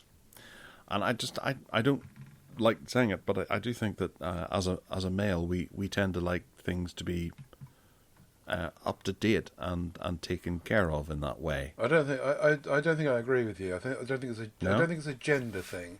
I think once again it's a nerdy thing. It's people. My dad is is less interested, for example, in updates to his phone than Mum is. So that throws that theory out of the water to begin with. And that's only one example. But I think that this is more about this. This is Android Central, so it's going to be full of nerds. And the people that are responding to this are saying, yes, 82.75% of the respondents of the 6,500 respondents to the poll say, yes, I want all the updates. Of course they are, because they're all nerds like us. And I really do not think it's about gender. I think it's just about whether you're interested as a kind of technology interested person or not. But I could be wrong. Well, yes, yeah. I can destroy the stereotype that I was making earlier, because frequently I have to go round to my mother's house because there's a little red circle on her iPad that says there's a notification about it, and she needs that dealt with. You know, she needs everything dealt with. She doesn't want to do it herself, but she'll get me to come round and update her Google Photos app. So she knows it needs doing, yeah. Yes, yeah. She's not prepared to learn how to do it herself. Well, but that's another issue, isn't it? Yeah. Yeah. But it always maddened me. I built my daughter a computer, and she would say something's not working properly, and I go up and have a look at it, and there's 65 updates, and it's still on Windows 10 when it could be on Windows 11. You're have you done this ever before? And she was like, I don't know what that is. Yeah. I told you last time I was you. Yeah. I do understand what you're saying. But I do think that this poll, like the last one we spoke about, is kind of jaded. Because if you went and stood outside Rumbelows and did a poll of 6,500 people, that whole thing would be completely turned on its head, I think. Oh yeah, it's like a car magazine running a poll. Do you like cars? So I don't know why we're talking about this. My fault. Let's move on to another topic of an app that is probably harvesting our data too. Yeah, the Snapchat Plus. This is a premium subscription for strange people who want to give Snapchat money. A monthly subscription of $4 will allow you to have access to such amazing features as... I did have them here, but I can't quite see. Oh, yes, there it is. You can pin a friend as your number one best friend forever, which is probably going to annoy those that thought that they were your best friend forever. BFF. Yeah. Best friend forever. You can access exclusive icons. What a shit. You can display a badge on your profile. Woohoo! And you can see how many friends have rewatched your story and see a friend's whereabouts for the last 24 hours, which is deeply concerning. That's very scary, yeah. Yeah, it's rolling out to United States, Canada, the United Kingdom, France, Germany, Australia, New Zealand, Saudi Arabia, and the United Arab Emirates. And Snapchat are really excited about this. Are you a Snapchat user? I've never used it. Have you used it? No. The impression I've got with Snapchat, it wasn't this one where they were time bombing little videos. So after a minute, they were gone, so people couldn't nick them or keep them, and then they realised that actually you can record screens anyway, and it was all a bit of a... Anyway, I've never used it. Have you? I did about 10 years ago when it first came to light, and I thought this is pretty nifty. But then whenever photographs disappeared, I thought this is not nifty at all. I want to be able to go back and see that photograph again. And whilst it turned out over years that Snapchat weren't deleting them and they were just keeping them and things like that, that was a whole news article. But my daughter does use this. And, the odd time I'll say to her, what about such and such? How's she doing? And she said, I haven't spoken to her. And it's like, where is she? Is she at university? Is she in England? Or is she over here? Or what? And she goes, well, I saw on Snapchat that she had snapped a picture of this. And so she must be here. It's like, right, okay, that's weird. Right. So tracking people. I just remembered that that thing we spoke about on the show before, the Pixie. Do you remember that?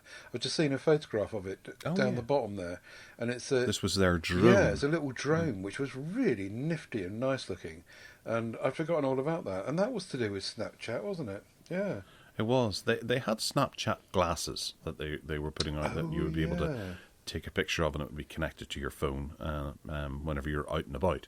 And then they put out that drone called the Pixie. I don't know if it's actually in circulation at the moment because it's got round fans. I don't think I've seen it on sale anywhere. And now there's Snapchat Plus, so they must be doing everything they can. Maybe the company has cut down on the amount of information that they're keeping and selling on to third parties, and they're having to subsidise that income by maybe doing some sort of premium subscription and things like that to generate a bit more revenue. So, talking to your daughter about this, do they no longer time bomb all the photos? Can you now keep it? Have they changed that, or do they still? You don't know, right? I didn't have a proper conversation. As soon as Snapchat was mentioned, I was switched off. But yes, the young still do use Snapchat, and maybe these are features that they're going to want because they've got. What is this thing though? I was reading about millennials are the poorest people out there because they spend all of their money on designer coffees and the likes of this. Right. They don't put any money away. They don't save up for houses and things like that. And we've got a big issue coming up. They're just waiting for their parents to die so that they can inherit the fortune that their parents have kept for them. And then they'll spend it all on designer coffees and Snapchat Premium. Right. Yeah. What a world we live in. Yeah. It's all a bit scary. It is. Okay. So you're going to tell me all about how Google Docs now has an offline editing mode. I don't quite get this because apparently Google Docs and Sheets and Slides are extending their offline support to their Microsoft Office products, which kind of hook up with the G Drive suite. Fair enough.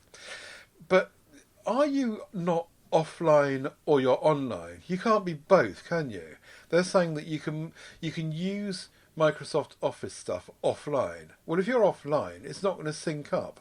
They're saying... You can. How does it... What if you're offline and I'm online and we're editing the same document? Yeah, exactly. That can't possibly work. If I'm in the middle of the Scottish Highlands and I'm not connected and I'm making changes to a shared document that you and I have, there's no way you could see what changes I'm making. So the offline support doesn't work.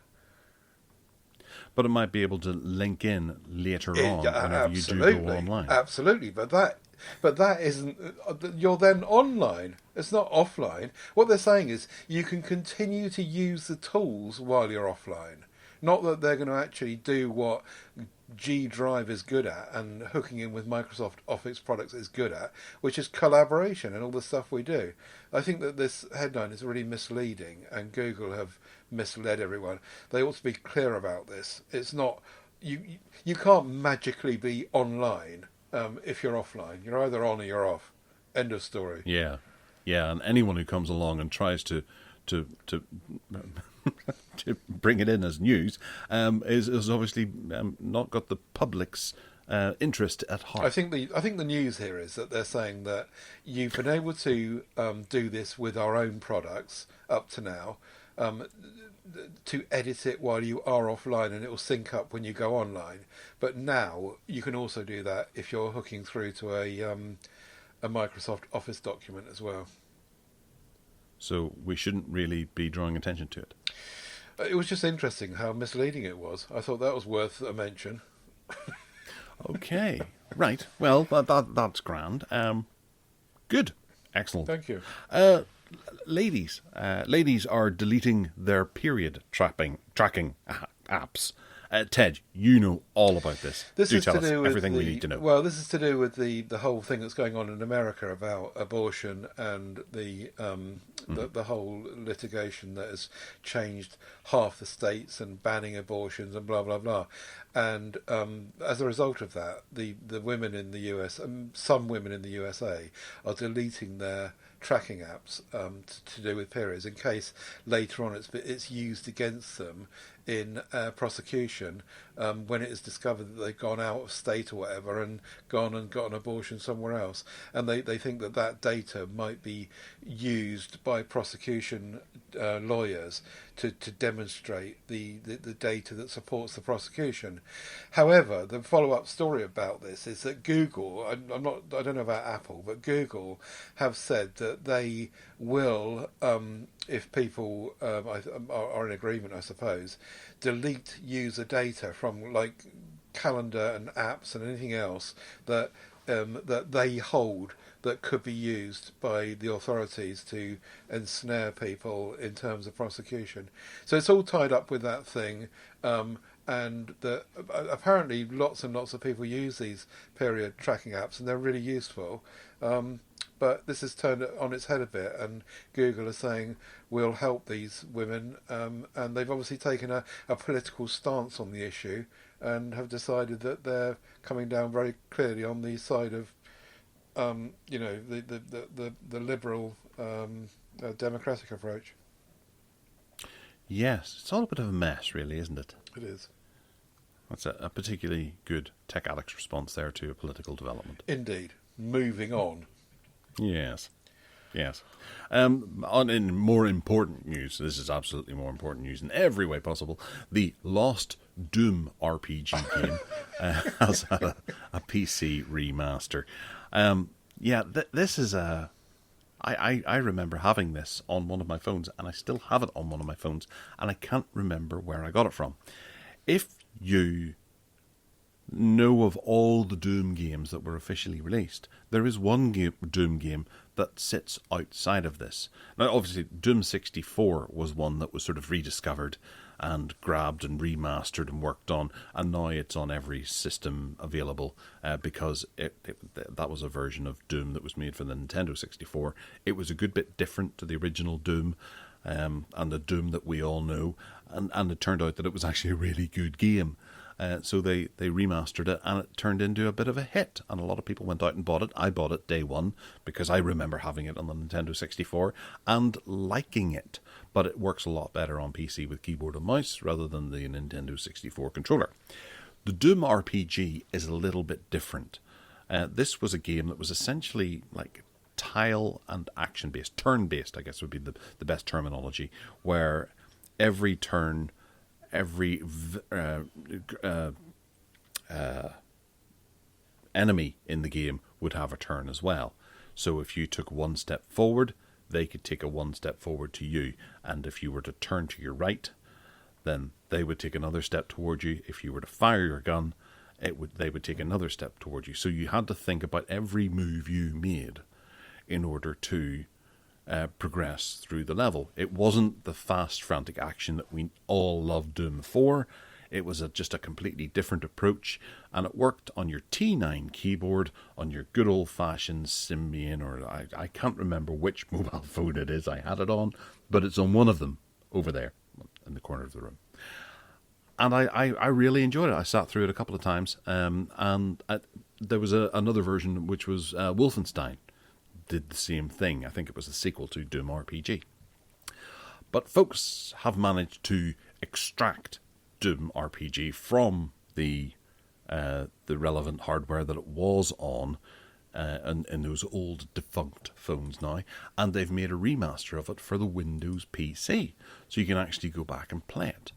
And I'm really hoping that this turns into an official release, and they manage to clean it up and make it look 100% for the modern hardware, because it was a really cool game and a really different, novel way to play Doom. And I wanted to bring some attention to it because people need to go out and experience it. And I've linked to PCGamesN.com, who have an article about it, and the links through to the fandom page where you can go and play it. Or if you have a Nokia phone, you might be able to go and get it, download it, and stick it on your old Nokia phone as well. I'm sure Steve will be able to throw out a few Nokia phones to people if they really want to relive it. He's probably got 1 million of them. But yeah, have you ever heard of Doom RPG? Have you ever had any interest in Doom RPG? I'm looking at screenshots in Google image search of what it would have been like on phones, and I can only find colour ones.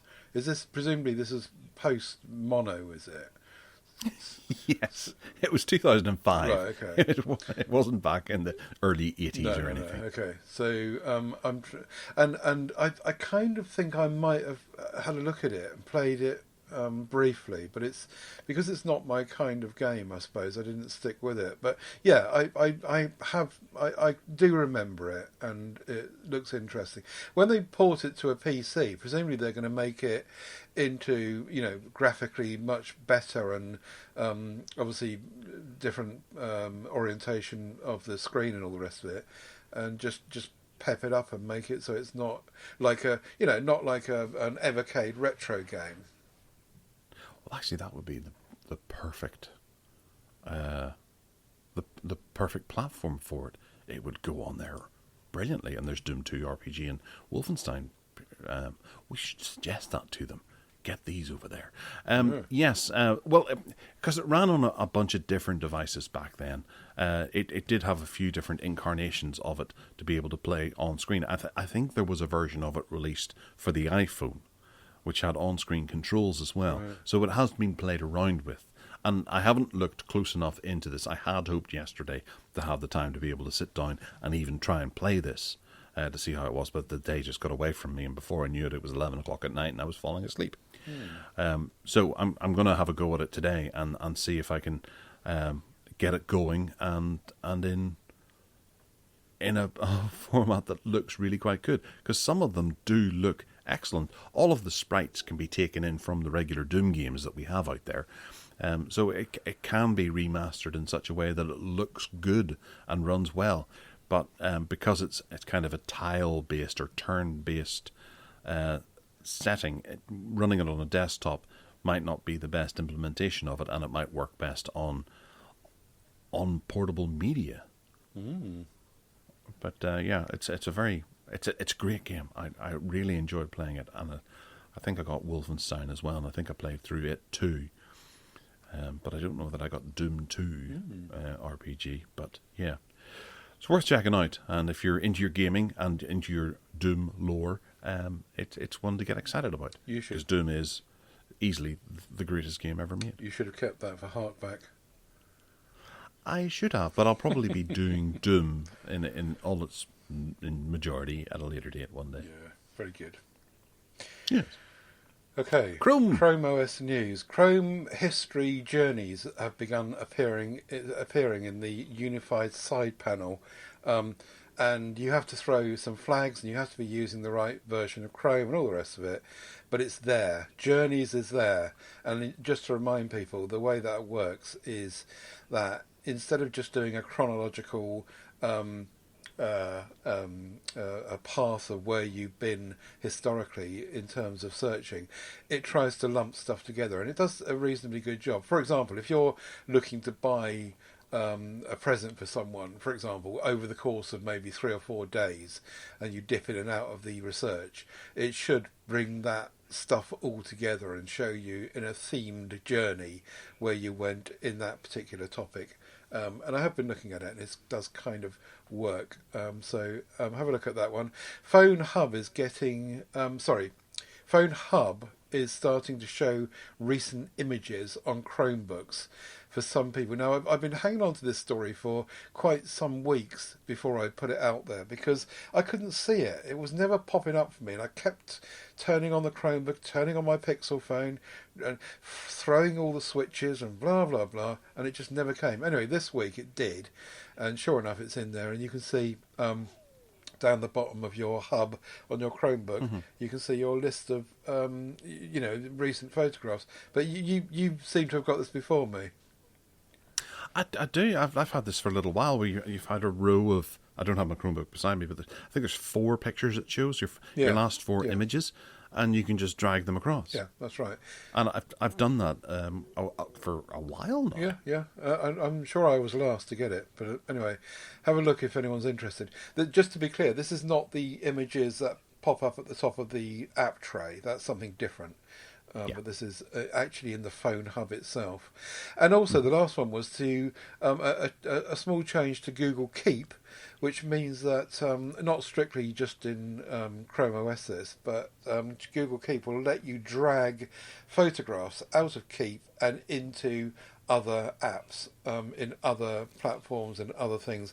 I've been testing that and trying it out, and sure enough, it works in Gmail and Photos and wherever else you are. So yeah, portability of data that's in Google Keep, which up to now has been a pain because you had to kind of re-download it and fart about. But yeah, so those are my 3 highlights of Chrome OS this week. Excellent. Yeah, the one from Google Keep is quite interesting. I'll be having a go at that later on. It always. I moved from OneNote to Google Keep a while ago, and it was just the biggest pain in the ass until quite late on. I realised, whenever you cut and paste some text out of OneNote and went and pasted it into Keep, you had to paste it without formatting. Right. Otherwise, it would just paste essentially a screenshot of what you had in there. So I'd had the 2 open, Keep on one side of the screen and OneNote on the other, and I was retyping all of it in, going, I wish I could just cut and paste this stuff.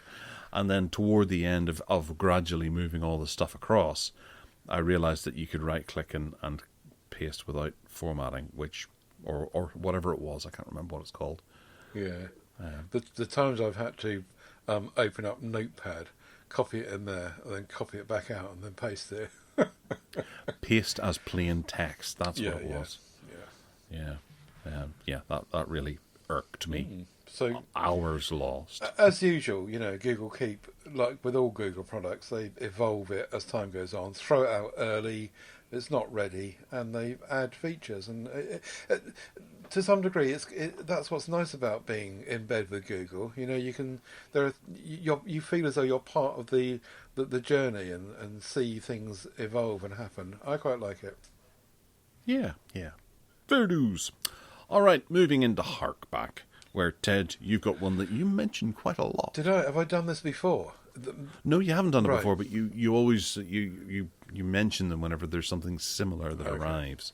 The Motorola Moto Mods, which popped up in 2016 or thereabouts with the Z Play, which you may remember was the thinnest phone in the whole world, and the first phone that didn't come with a 3.5mm audio jack, incidentally, but that's another matter. The Moto Mods arrived with these things, and you clacked them on the back of the phones. Across the next 4 years or thereabouts, it was ported to the Z2 Play, the Z3 Play, and lastly the Z4, which was a US only release. I never had my hands on with that. There was also a Z4 Play, I think. There was also a Z2 something else, I can't remember. But that whole range of Z devices between 2016 and 2020 had these things you could clack on the back, and they were great. I loved them. I owned most of them. The Hasselblad True Zoom camera was actually not a very good camera because the sensor was not particularly any better than what was on the phone. But what it did have was a 10 times optical zoom, which got you a 35mm equivalent of 25 to 250 mils, and that was really useful. And I know that a couple of people are still using those on the circuit and having good fun with them. So that was really good. The Turbo Power Pack was the one that I just constantly had on the phone all the time. So the phone, the Z3 Play had a 3,000 milliamp hour battery, but the Turbo Power Pack had 3,500 more. So my phone always was charged 3,500 plus 3,000, 6,500 milliamp hours the whole time, and I loved that Turbo Power Pack. It was great. Never left the back of the phone unless I was actually using another mod for something else. There were a couple of smaller mods, 2,200 milliamp hours. They were thinner and more sleek, but they weren't as powerful as the Turbo Power one, which was the best. JBL Sound Boost, they brought out two of these. These are clack on the back speakers, and I thought they were just great.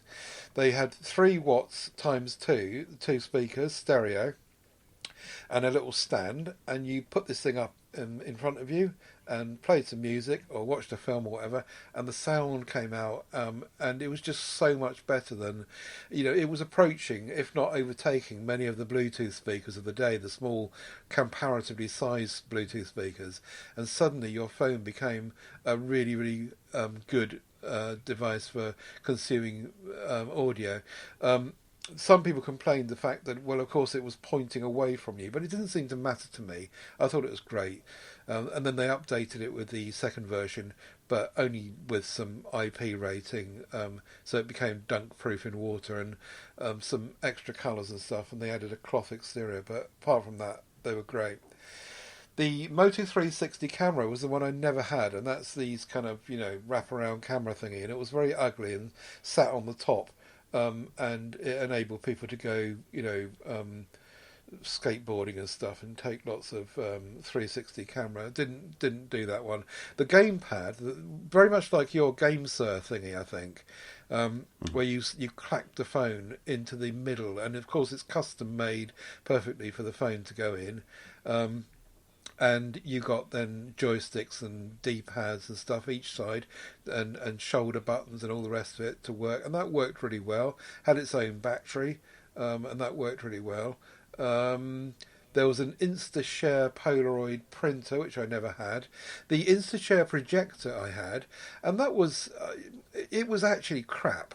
But it was quite useful. It was interesting to see it working. It had a really low lumens, projection bulb, and frankly, you needed to be in a completely black room to be able to see it. But it projected your whatever was on your phone up to about 70 inches, I think it was. You could really make a big.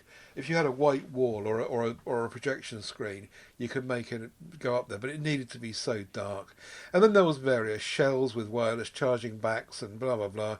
And then lastly, an Amazon Alexa bedside stand, which was another speaker basically, but it let you talk to the phone.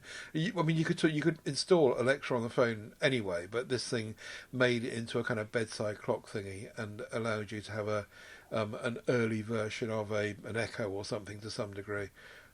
So that was it, really. I was just enthralled by the motor mods. I loved them, and I was so naffed off when they stopped doing them, because I still think that they had plenty of scope to move it forward and to and to continue with the whole theme and the whole thing. Just a great shame. I don't suppose you ever had access to any of this stuff, did you? No, but I love the idea of it. If it had come out from someone like Samsung, because I know they dabbled with a few types of things that you could plug in. I think one of the Notes had a clip-on keyboard that you could use that was kind of like a mod. But I would have been in it had it been a different company doing it. And I think that might have been the reason why these maybe didn't sell, because people just don't trust Motorola to support them. And it might have just been a little fad. It actually ran for a great deal longer than I had realised. I had thought that this was maybe 6 months or a year that it ran for, and you just collected them all up maybe on the cheap when people are getting rid of them. I didn't realise they ran up until the summer of 2019. Yeah. Or even after that as well. You said 2020 as well, didn't you? The Z4 in the US was released in summer 19. And buying the mods kind of dried up after that to some degree. But you could still get them. You know, that they ended up being just on eBay. But you could still track them down. Yeah, it's the kind of thing that you would want from a phone. And if the initial cost of the phone was at its lowest, and then you could spec it out and maybe just take the things you need with you. But as a result, whenever you say you want to go on holiday, you end up having to take a bag with a camera add-on and a speaker add-on and a power bank add-on.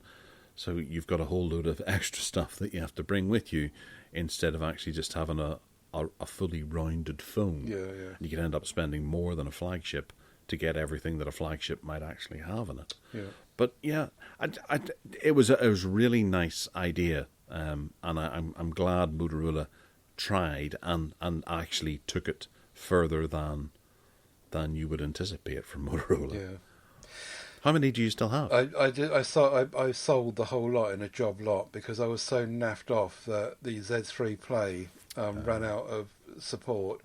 It didn't get the next version of Android at the time, and the security updates just dried up, and it just I was just so naffed off with the whole thing going away that I sold it, and someone bought the whole shebang off me. And I don't know if it's still going or not, but it will certainly be out of date if it is. The two that I used all the time, as I say, was that turbo power pack. That's always on there, and if that wasn't on there, then the next one nearly always was the speaker, the JBL Sound Boost and Sound Boost 2. I just loved that. It worked so well for me personally, and it felt like it was a proper speaker on a phone and not the usual rubbish that we get, which leads us to wanting to have Bluetooth speakers. I just loved it. It was great, and I banged on about it on PSC for years and years, and people know my love for it. If it came back, I would be straight back in with it. I wonder how that JBL would fare against, say, the latest iPhone speaker now. Would it be comparable, or is it still leaps and bounds? Yeah, it is. It's leaps and bounds ahead. I can remember very, very clearly how good it was, and at the time it was comparable with, similarly sized Bluetooth speakers. And the iPhone. Well, I've never had an iPhone in front of me, to be fair, but I've got an Edge Plus, and I've got other phones with good speakers, including the Razer phone and other ones, and they don't come close.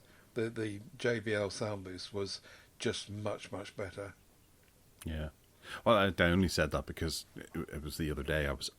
My daughter had her iPhone, and she played back a video on it, and I have to say the speaker really, it knocked the socks off everything else that I have around me. My tablet speakers on the S8 or the S7 Plus and my Pixel, just they don't compare to it at all. So it just, it felt like it was It was to do with the bass, I think. It wasn't so much the volume. It was the bass. It was the resonance and the body and the rich sound that came out of it. So yes, it was loud, and I still maintain that it will be streets ahead of any phone that's out there on the market, even now. I can't prove that because it's gone, but it was about the quality of the sound as well. Yeah.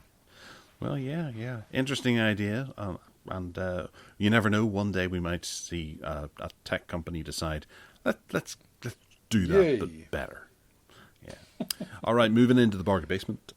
We have a number of good bargains today. I tweeted at least one of them, I think. And it was probably this first one, which I have debated maybe getting them myself because the 5 monthly payment deal is really quite low. These are the Sennheiser HD 599s. They're special editions exclusive to Amazon. They're open back headphones. They're black. They look the biz, and they really look quite cool. They're dropped in price from £179.99 down to £93.89, and then there's 5 monthly payments, which you can do that in at £18.78. I like the look of these. I love my Sennheisers, and these look to be pretty darn good. They've got versatile connectivity where you can unplug the cable from the actual headphones themselves and then put in a 2.5, 3.5 or 6.3 millimeter jack. So you're covered wherever you need to go. I think I have I had the 569s on which these are based, and they're just pepped up. Grand, good headphones. Do you see the condenser microphone one in there as well, which is quite a good deal? For 170 quid, which is 109 quid off. If you want a Razer Siren X USB microphone, you can get that bundle. So that's another deal on the same page, which is pretty good. Yeah, there's no monthly payments on that. Dear. Oh dear indeed. You could get it with a blue microphone as well for £158. But no, just the headphones. I reckon for 18 quid for 5 months, top quality bargain there. Top notch. Yeah. Right, the next one is a Dell G15 gaming laptop, which has been brought to our attention by Rock Paper Shotgun, the PC gaming website since 1873. 1873. Anyway, this is a laptop, a gaming laptop made by Dell, which is normally 850 quid, and it's currently 500 and something. I'll click through and see the current price. You've got to use a voucher code, but you'll be able to tell me if it's a very good spec in terms of the chipset and whatever. But it looks good to me. It's got an i5, 1080p screen, 120 hertz refresh, 8 gigs of RAM, which you can upgrade to 16, and an SSD at 512. So, does that look like a deal off to you or not? It certainly does. It's got the RTX 3050 Ti in there, which is a decent graphics card. It's not spectacular, but it really is very good. And for the money, that is a bargain. £532. It's actually 579 now. So that's why I wanted to click through to check the price. But even so, 579 is 36% off, save 320 quid. Yeah, damn good deal that. And it's a Dell, so it should be built well, hopefully. Indeed. Keeping in, it's gone. It was there an hour ago because I've been hovering over this thinking, should I? This was the Gigabyte Radeon RX 6800 graphics chip. This is the overclocked 16 gigabyte version of the graphics card. This time last year, these things were, I don't know, maybe about £1,300, but they've got down to a almost normal or recommended retail price. There were £589.99 because graphics cards are normalising now. But this is a big top end graphics card, and if you've got a Ryzen inside your machine, you do well to have one of these. attached to it for your gaming needs. But for 590 quid, that was a bargain. So much so that it's bloody well sold out. No, I'm seeing it still.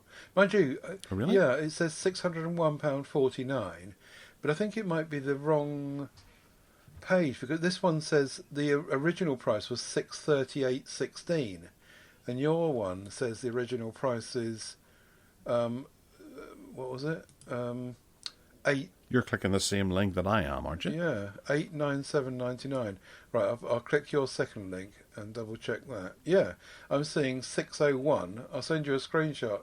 £601.49. This is the Gigabit Radeon XR 6800 Gaming OC 16GB graphics card, and it's £601.49. So I'm not quite sure what's going on there, because you're clicking and we're seeing different things. You must have someone who's not prepared to ship to Northern Ireland. Ah, right.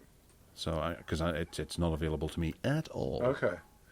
But what's throwing me is the original price, which is nothing like the 800 odd quid you said. So I'm very confused. Yeah. Anyway. Yeah, no, it's lovely to see graphics cards returning to a somewhat normal pricing.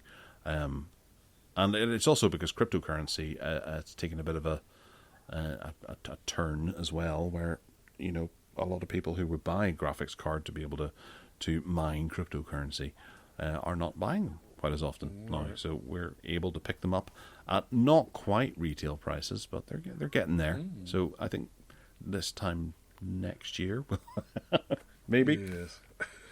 Be millionaires. Right, Yes. The Samsung Galaxy A52s 5G, which is the Samsung phone which has pretty much everything, a budget price. It was a good price already anyway at $369, but it's 23% off now, and it's $285.47. Still got lots of support ahead of it, and the only thing really missing with it, well, two things missing with it, I suppose, is no wireless charging and no access to DeX. If you're not bothered about those two things, then that's a serious bargain. £285.47. Really good. Absolutely, and it comes in a variety of colours as well. Or is it just the mint one? But there's violet and white and black. Very nice, yes. It's just got everything though. Micro SD cards, stereo speakers, 3.5mm, Android 12, Snapdragon 778G. It's just up there. It's a really good phone if you are not bothered by those two things. Yeah, sensible price. Indeed. Okay, we've got a couple of Nokias here. Ted, I'll start with the first one. Why not? The Nokia 105. This is the 4th edition of their good old-fashioned dumb phone. It's one of those ones that the battery lasts for, I don't know, an ice age, really. It's got a 1.7-inch screen on there, which I thought was a wee bit small. Having a look at some of the pictures, there's a huge bezel around it. They could have put a wee bit of a bigger screen on there. But yeah, it's a T9 keyboard. You might be able to play Doom RPG on it. That would be cool. But it's got an 800 milliamp hour battery. It's got a flashlight. It can store up to 2,000 contacts. It's got up to 500 save spots for SMS. It's got some preloaded games. I imagine Snake is one of them. It charges via micro USB. Boo. Really? Wow, I hadn't reckoned that. But then you're only going to charge it once in a while. But yeah, it's dropped it's down to £24 and 49p. So it's a really good emergency phone, backup phone, party phone, and you can just chuck it in your glove box and forget about it. There's no camera on there, which is important to notice. But it's just a good old-fashioned dumb phone for jumping on and sending messages and making calls. Yeah. You can charge it up and stick it in your car, and it will just be there for that occasion when you just haven't got any other options. Nice one. I'm noting that I actually mentioned that there was a flashlight on it. I believe that is the screen, because there isn't a cutout on the back for an LED, so it probably just makes a white screen for you to use, which is hardly a feature. You can use that to find your proper phone. It has a 3.5mm headphone jack, and it's got a music player in it, so it's an MP3 player. Yeah, why not? Very good. Great. And continuing with the Nokia theme, there's the XR20, even cheaper now. We mentioned it last time and it was $299. It's now $279. Bear in mind that this is the 64 GB version, but even so, $279. And to finish off the Nokia trio is... hang on. This has got 5 monthly payments as well it? of £55 each. Even better. There's the T20 that we spoke about earlier, which unbelievably is 139 quid. That is the Wi-Fi only version, but even so, 130, that started out at 179, so that's 40 quid off of that price. But they were also quite hard to come by now, except buying them from Nokia's website directly. Anyway, Amazon are knocking them out at 139. And if you're okay with the Wi-Fi only version and the 64 GB version, then that's a bit of a bargain. I'm noticing in the comments that people are saying it doesn't pay HD on Netflix. Yeah, there was an issue with I'm that. relatively sure that it does on my son's. There was an issue with that, who was it on the group? We installed this application to test it, didn't we?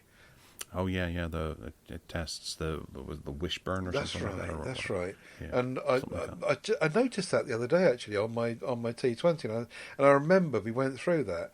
And they were talking about making it compatible, and I don't know if they ever did. I'll test it. Whereas if you click over to the other option there for the Nokia T20 with 4 GB 64, seems to be the same one actually. It's got all the same specs. That one's being sold through the Nokia store. There is another one. Oh, it's the LTE version, which is $199. No, that's not the Nokia store. That's Amazon's Nokia store. But but it did the LTE version of it doesn't have anyone saying that it can't play Netflix HD. Oh, so which is peculiar. Well, that's the one I've got. And so I'll do when we finished recording. I'll test. I'll run that thingy again and see if it says yes, you can now. Well, I had that issue with the Lenovo as well. Before I was buying it, I did check to see whether or not it could do that, because with Wishburn it's annoying me now. But there was a lot of people saying that it doesn't do it, but it was just one particular firmware update that they put up that they changed quite quickly afterward when they realized they'd left something out of it that allowed Netflix to do HD. Right. So it got another update quite quickly after that, and it worked again. Right. So perhaps it was just one incarnation of the firmware on the T20 when it came out that was having issues with. That's interesting. When I ordered my T20 back whenever it was, I took advantage of the half price case that Nokia was selling it with. The normal price of that, they said, was 50 quid, and it's I got it for 25 with mine, which I thought was still a bit of a cheek. I've just noticed on Amazon they're selling it for $10.95. Is that the official one? Because I saw that one, the Pro Flip case, but that's not the official Nokia one. Oh, isn't it? Oh, okay. I take it all back then. Because I was having a look through there to see if I could find that case. Because I'm still using a third-party one for my sons, and I wouldn't mind getting the original hard one. Oh, maybe. Well, if you go to the Nokia UK store, that maybe they've still got stock. I don't know. Yeah, maybe I'll do that while you're talking about the next thing. All right, okay. The last one is something that I think I'm going to order actually right about now. And it's in the basket. This is the Anker USB Type-C hub. It's a little hub that you plug into your laptop or whatever, and it gives you a bunch of expandable ports. You've got a USB Type-C, an SD card, a micro SD card, and an HDMI out. But the important thing about this is that it's got 100-watt power delivery. So you can use this to charge your laptop if you were to plug the connector into it. Because the one I have currently doesn't do that, and it's constantly barking at me to say there's not enough power coming through to charge your Chromebook. I'm like, So this has been dropped in price from $39.99 down to $36.99. Not a huge saving. It's a 15% voucher added at checkout. But I think that makes for a really cool 7-in-1 expansion Pass-through jolly. charging is just essential. I've got caught Yeah. out with that so many times, like trying to run a microphone, for example, and it just wouldn't power it. Yeah, oh, for goodness sake! And then you've got to plug in the power into the actual dongle itself, and then you're away. Yeah. Yes. These things make things marvellous these days, and it's Anchor, so it'll be a quality product. The bad news is that the Nokia T20 rugged flip cover on Nokia's website is still 50 quid. I don't know how they can hope to sell this for 50 quid. I've got it here, and there's just no way it's worth 50 quid. It's worth 10.95, which I thought was what it was. But it's just... I can't believe that anyone buys that at that price. Anyway. Well, I'm having a go at Amazon to see if the Nokia T20 rugged brings up any results, and it doesn't. This is the flip one, the Nokia T20 rugged flip cover, because there's another one which is not a flip. £56.29p. Flip. Flip, exactly.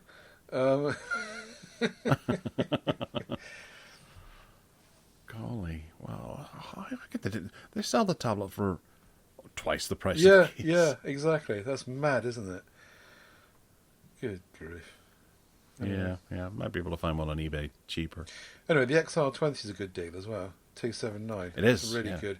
I really like my XR20, and it's guaranteed updates for like 4 years and all the rest of it.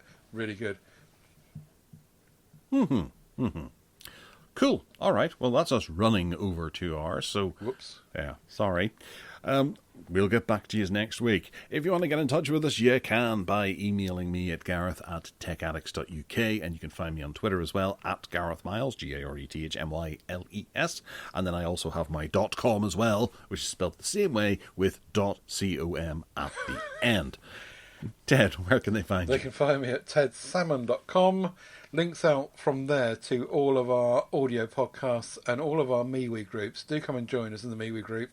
Let us know what stuff you're playing with, tech stuff, and hopefully we'll get some feedback from you and we'll bring that to other shows. If you want to buy me a coffee, then it's paypal.me/Ted Salmon, and I'll be ever so grateful. Absolutely. Folks, do that because he's worth it. All right, listen, we'll catch us all next week. Our last one, is it? Before our summer break? Yeah. Yes. So it is. The 10th. Yeah, wonderful. I can't wait to have a lie-in on a Sunday that week. Fantastic. Imagine that. All right, take care, folks. Bye.